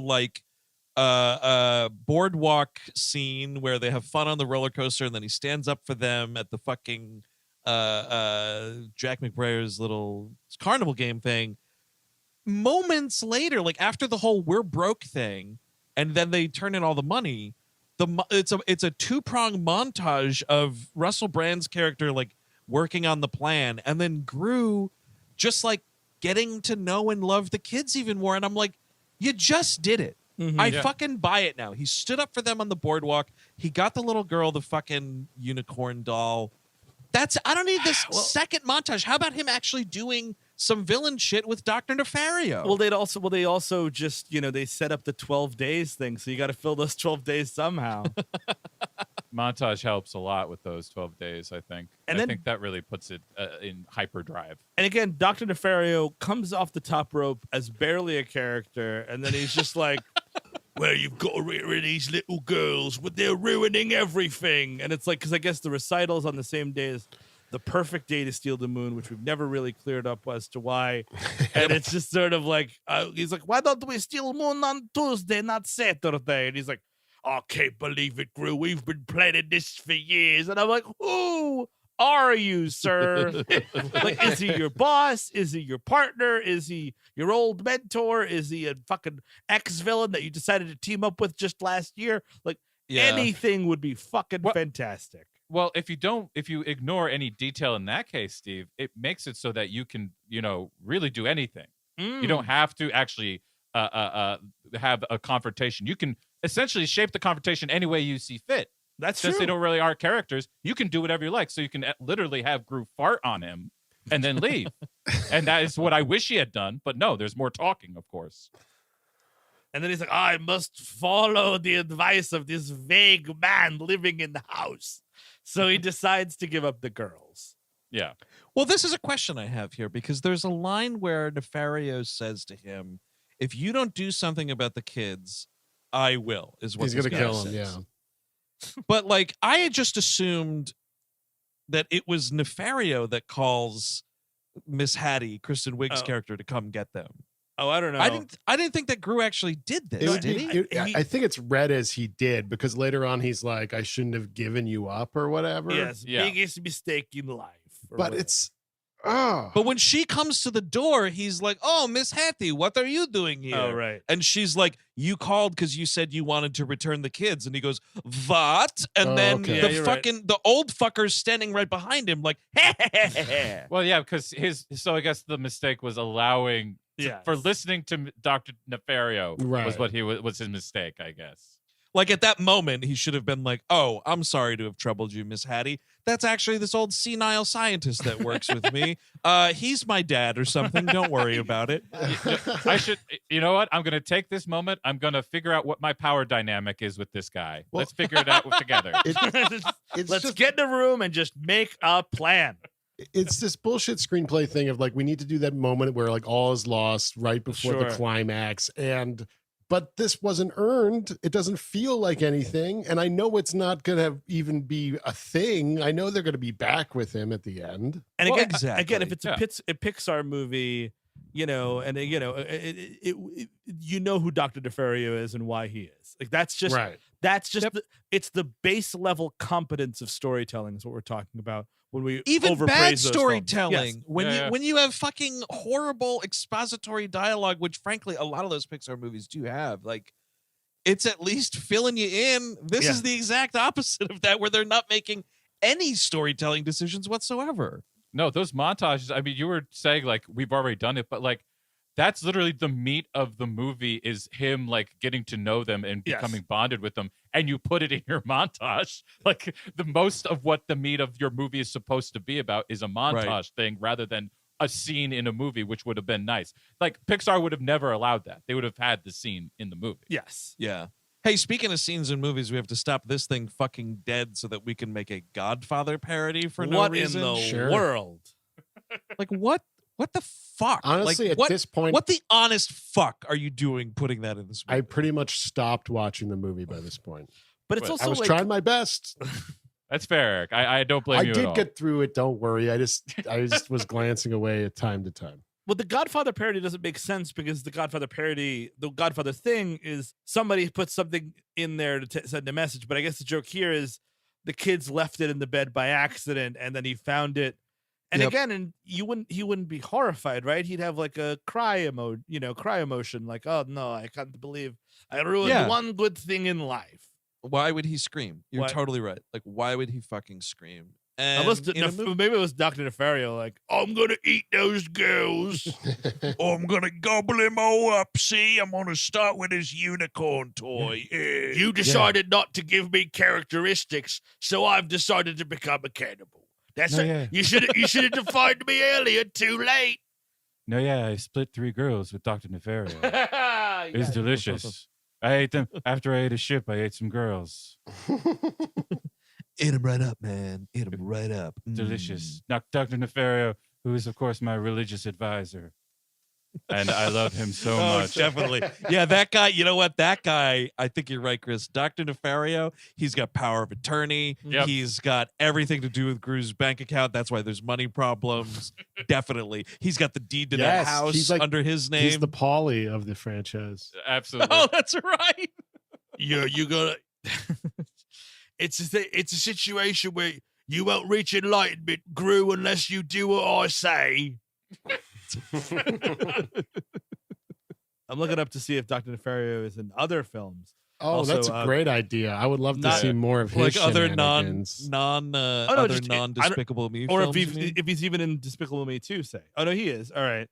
Maybe Despicable Me 2 opens with his funeral. Oh, That'd be is cool. Despicable 3 Me. Does Dr. Nefario get a really annoying podcast? Is that what happens? My God, he's in the new Minions: The Rise of Okay, Gru so as he's well. in all of these. Okay.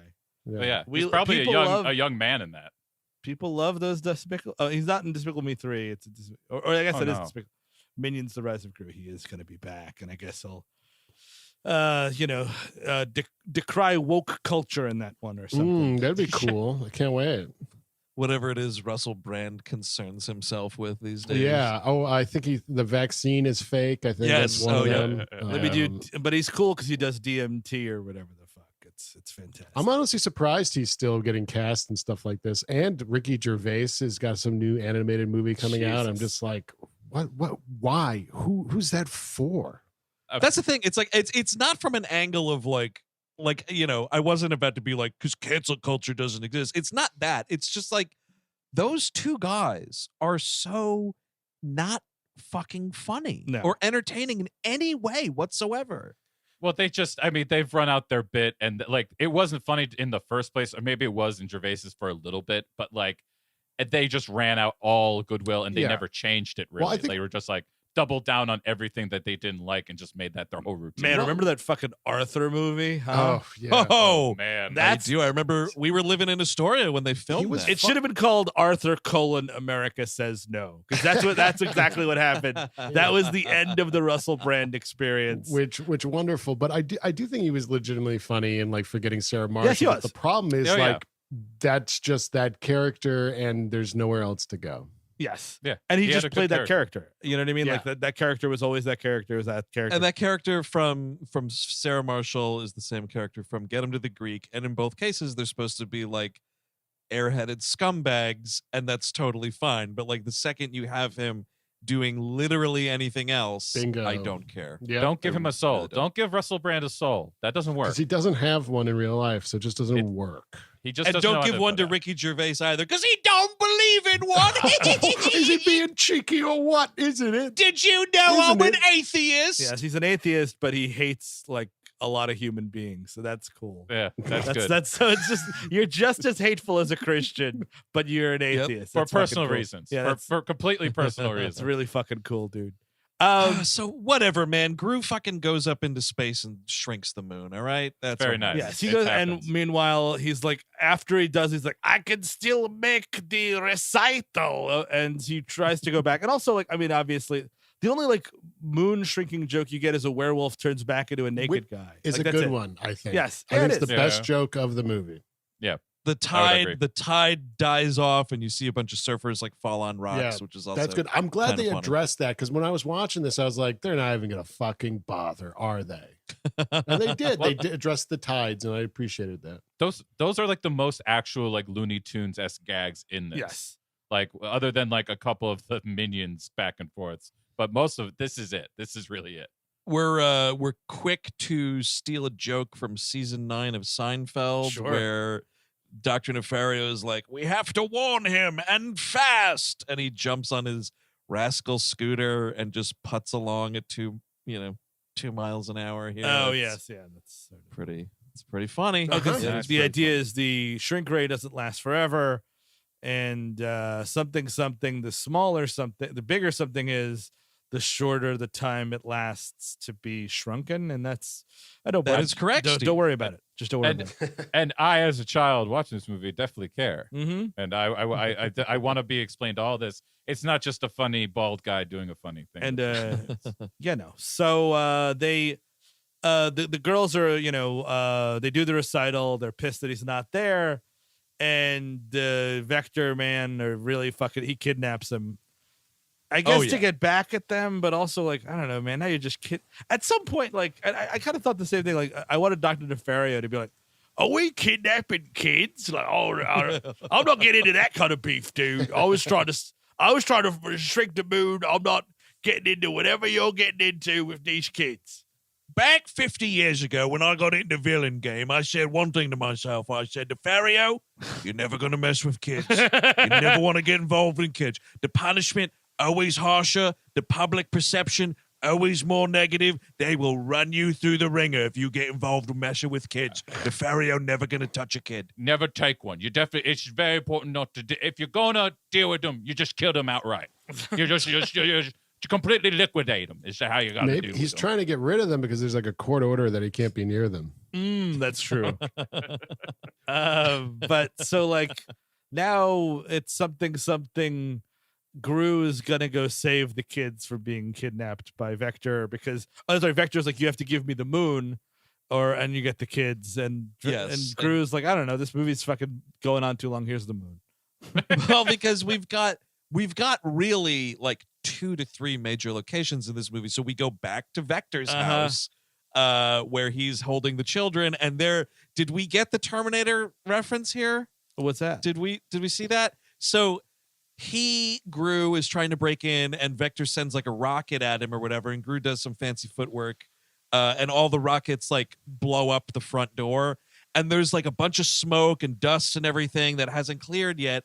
And as it does, Gru like very badassedly walks into the property, and the score for a quick second just has a bit of a reference to bum bum bum bum bum bum bum bum, and he walks through the smoke, and then like just as quickly as it started, it goes away again. I was like, ooh, fuck that. Well, that's the two movies that everybody's seen: The Godfather and The Terminator. Like, make sure we hit the mark here, everybody. That's right. Yep. So everything's gonna wear off. The moon is gonna start growing bigger, and it does immediately. Vector is flying away in his ship with the kids, so Gru's now flying after them. So we're ending this sort of in the skies here, and like the kids got to jump out the back of the one plane, and Gru's doing like, "I will catch you, I promise." Whoa, we were. It's kind of like Air Force One. It's yeah, like totally. a little bit of that going on here. I would like to see a President Gru. I assume that's Despicable Me 4, President Gru. Oh, President Gru, man, I don't know. That would be something. And you know what? He'd be fine.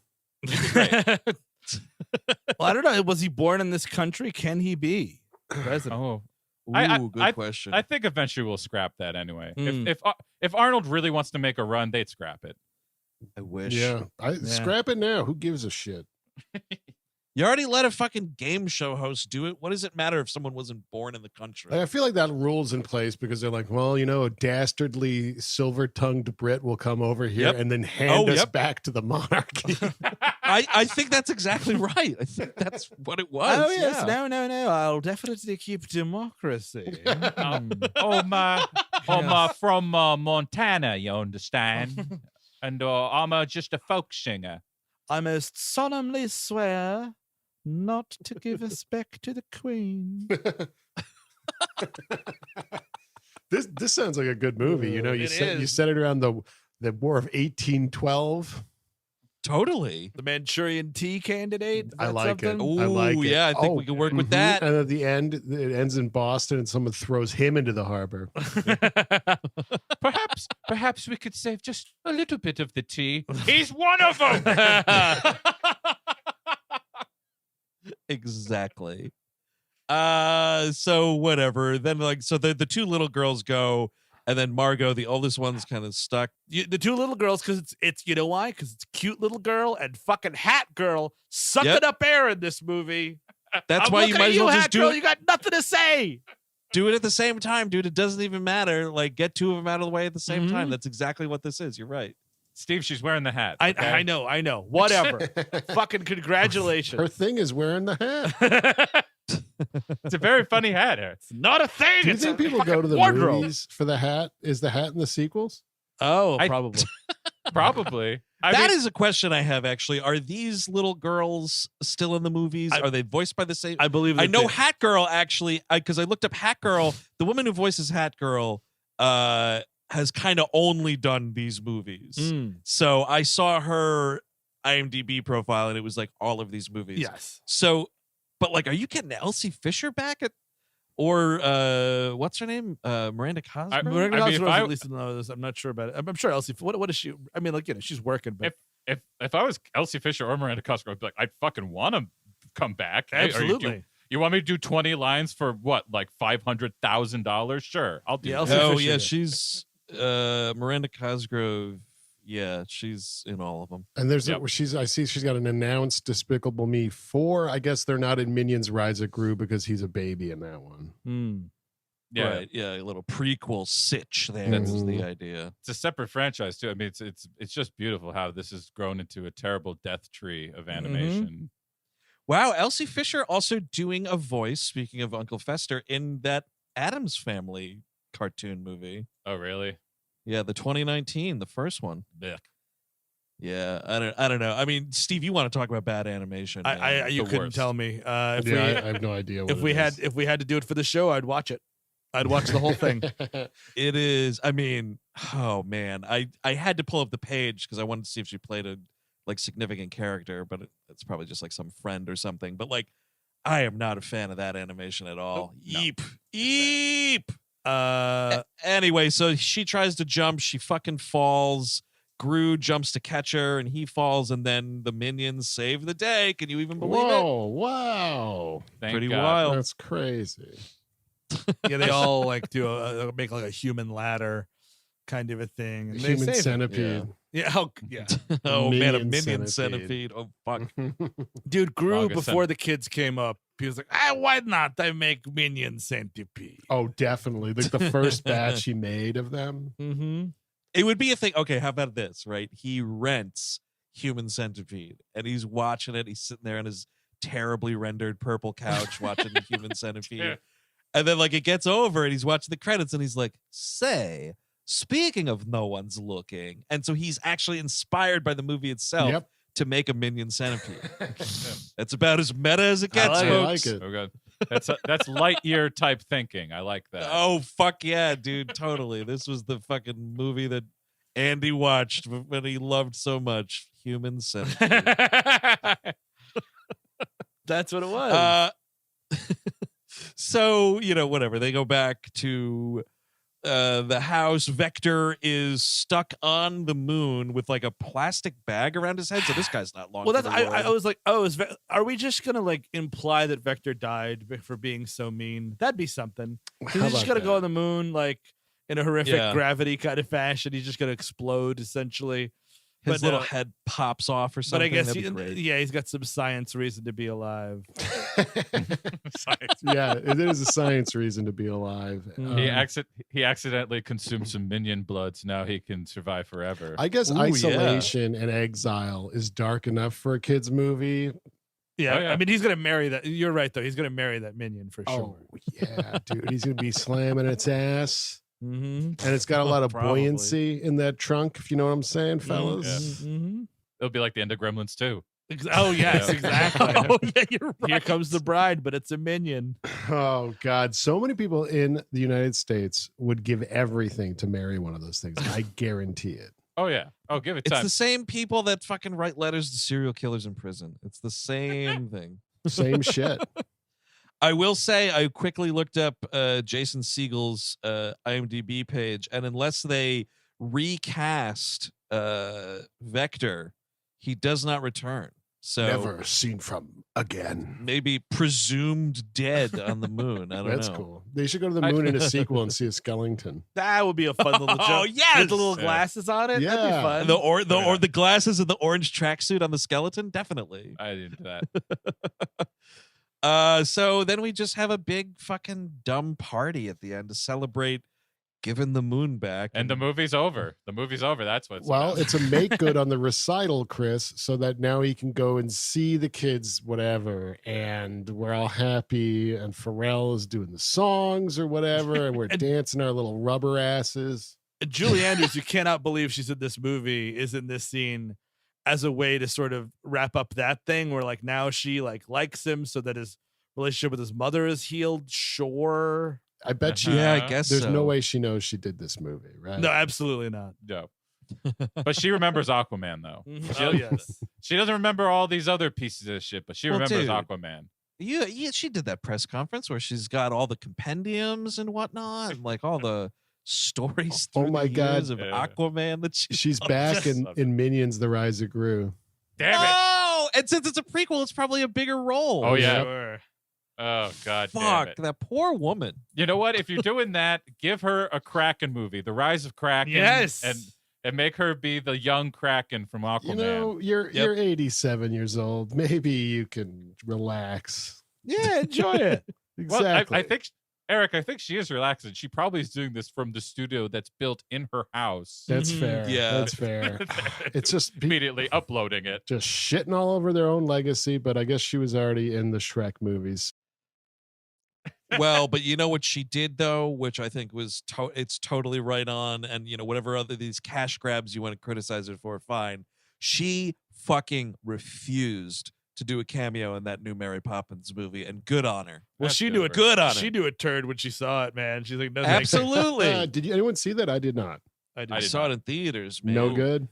the nostalgia got me a little emotional and whatnot. I grew up with that first movie, but that second movie, I'll tell you the biggest problem with it right off the bat. You leave the theater, you cannot remember a single fucking song in it. And like when you think about the source material of the, or not the source material proper, but the first movie, I mean, the songs are fucking legendary. And Chelsea and I both left the theater and we were like, can you recall a single song from that movie that just finished 5 minutes ago? And we could not. So yeah, it is not a good movie. She made the right call there. Speaking of not good movies, this ends, yes, like we said, all of a sudden it goes from the nice dance recital music to record scratch, DJ Minion, wicka, wicka, wicka, and then like pop music comes on. We have the Gru-Ray disc joke, which makes no fucking sense because it's audio equipment, but whatever. And but now Gru's dancing his skinny little ass off, and everyone's loving it. Yeah. Sure. And then he takes the girls, and they go up on like a high platform, and they're looking at the moon. It's so close, it's like fucking Melancholia for some reason. It's huge. That's the end of the movie. They fade out on looking at the moon, and then you get a fucking 5-minute Minion short film at the end. Of course, because someone in the studio was smartly like, "Get me more Minions." There was a short film at the end.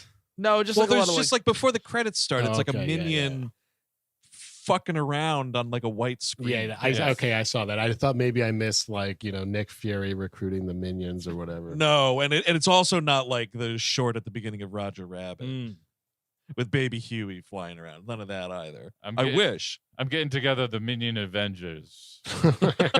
Oh God, kill me. It's a new initiative. Oh man, and somehow, soon to be the 5th movie in this franchise will be released. Unfucking believable. But that is Despicable Me from 2010, directed by Chris Renaud and Pierre. I wish we were also in a coffin because of watching this movie. So let's go around the horn here, folks. Recommendations and final thoughts. We're definitely saving Eric the last for this one. Chris Cavan. A terrible movie. Do not see it. I first saw this with my cousin's kid, and it was just like, you're doing your thing. Like, I mean, he's like a nephew to me, so we were just watching, having fun. And I thought I wasn't really paying attention. I was like, oh, that's funny. He was laughing a bunch. That's good. But then I actually watched the thing, and you pay attention to what's happening, and it is just absolute garbage. And like, there's no regard for like storytelling or anything. Anything you might want to tell kids is good about movies. It's just none of it's there. So yeah, absolutely no. It's a terrible movie. Steven Sadak. Yeah, I agree with Chris, though. I mean, I do think it's important to at least say, yes, if you're watching this with your kid, I know for a fact that there are much worse movies out there that you could be watching with your kid. Totally get it as ad nauseum. There's only so many hours in the day, etc. But just as a movie that I have to watch, no, thank you. This is a movie I have to watch. No, it's not for me. Again, I think the humor. It's got a lot of funny people in it, but it just, we fall on really tired tropes. We don't let them really, they're not writing the movie. You know what I mean? And they're just, and also like, they're also not really voice actors either. They have funny voices, but they're, again, it's a bit of a celebrity voice acting scenario where it kind of doesn't matter. No, just no. I saw on the credits that one of those Minions was apparently voiced by Jermaine Clement. Sure. Oh. Sure. Easiest check here, made. You can modulate my voice, then I'll go woo boo boo woo boo boo. Because I think the rest of them are the voiced by the directors. Yes, the two guys, but Jermaine Clement is credited as one of them. Anyway, F+. This movie fucking sucks. I have to say, I remembered feeling like I had more goodwill to it after the first time I saw it. It just was not here this time. Maybe it is because I was paying closer attention. Like Steve said, I totally understand the parent thing. Like, yes, you can use this as a 95-minute babysitter. Absolutely. That doesn't mean it's a good movie. I will say, actually, I remembered that first Minions movie being better because it's a weird, like, it feels almost like a bunch of it is just really like absurdist comedy sketches with these fucking things. And again, the physical violence is all there. You don't have the bad Steve Carell thing. And like, apparently with this Minions 2 Rise of Gru, they've just ruined that and brought him back, but whatever. I'm sure if I went back and rewatched that, it's just as insufferable. Big no for me. Eric Siska, I left you last because you hated the movie poster. Have at it. Yeah, well, until they supply me with like a biological chart of what exactly is going on with these minions. I'm just going to hate it till the day I die. So this is a big fat no for me. Keeping it short and sweet because we're going to be in a coffin soon ourselves. It's true. Eric, I would just love to have you be like Michael Fassbender in Alien Covenant, just held up on a planet with these books of the innards of minions, like these drawings, and like you've been there alone for years, cutting them open, trying to breed them with each other, and then, creating some terrible yellow menace. I love this idea because then I can inflict them upon mankind. I mean, it's true. They are kind of the perfect organism in that way. Like I said, they don't breathe, dude. They don't breathe. Yep. If they don't breathe, they probably don't have to eat also. You're totally right. That is going to do it for this discussion on Despicable Me. Of course, if you want more We Hate Movies content, of course, go over to patreon.com/WeHateMovies. Tons of content over there, exclusively only if you subscribe, including a new Once in a Lifetime that just dropped recently on a ridiculous film called Baby Napped, which, Eric, real quick, which is the better movie, Baby Napped or Despicable Me? Baby Napped. Excellent. We got The Nexus coming out. Who we doing on Gleep Glossary? We are doing Davenfelth, the stormtrooper that said, "Look, sir, droids." And prior to that, we did George R. Binks, Jar Jar's father. We've done tons of characters on there, Emperor Palpatine, Boba Fett. It's just a fun sideshow where we talk about Star Wars characters. I read these guys' entries from the old EU, and we laugh at it. We got Melrose 210 out. The June edition was two real fucking bangers of Beverly Hills 90210 and Melrose Place. We had a lot of fun there. What the hell else? What's the We Love movie? That's Steve? Jurassic Park, a big motherfucker. To tie into that Jurassic World movie that nobody likes. And we've also got 100th episode of Animation Damnation coming out this month. Oh, man, I can't even believe it. On Fairy Tales for Every Child episode Henny Penny. And you know what? You're like, oh, that sounds like whatever. The cast is Sharon Stone. Great. Okay. Johnny Cochran Jr. Is Johnny Cochran, actually. Sure. Mary Hart is in this. Geraldine Ferraro. Okay. Alan Dershowitz is around. Excuse me? Rudy Giuliani is in there. Robert Guillaume, Jesse Jackson, and Henry Kissinger as Ducky Daddles. Wow. Ooh, what in the fuck? I can't wait. I'm watching this tomorrow, and I've been waiting all month to watch this fucking thing. Yeah, it's very exciting. Oh my God, that's momentous. I cannot wait for that. And of course, we do have our latest commentary is also out, a Talking Catmentary. Wow, that's really something, that movie. A lot of fun on that commentary as well. You can listen to it on its own, or you can sync it up and watch the movie with us. A lot of fun on those commentaries. But here on the main feed, of course, the Summer Blockbuster Extravaganza continues next week. Steve, what film we'll be chatting about then? Is it Despicable Me 2? It is not, but it is a two.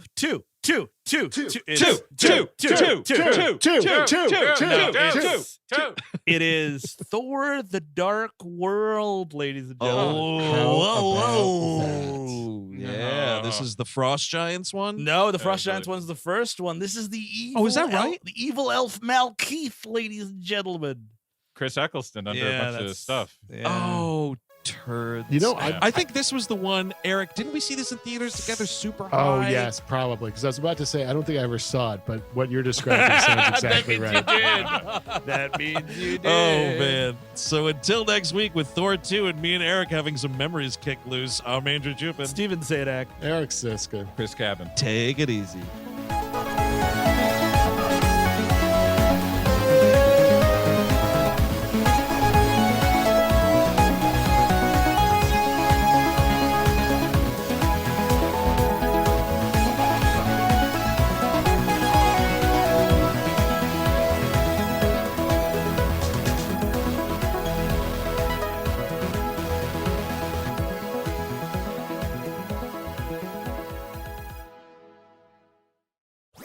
That was a HeadGum podcast.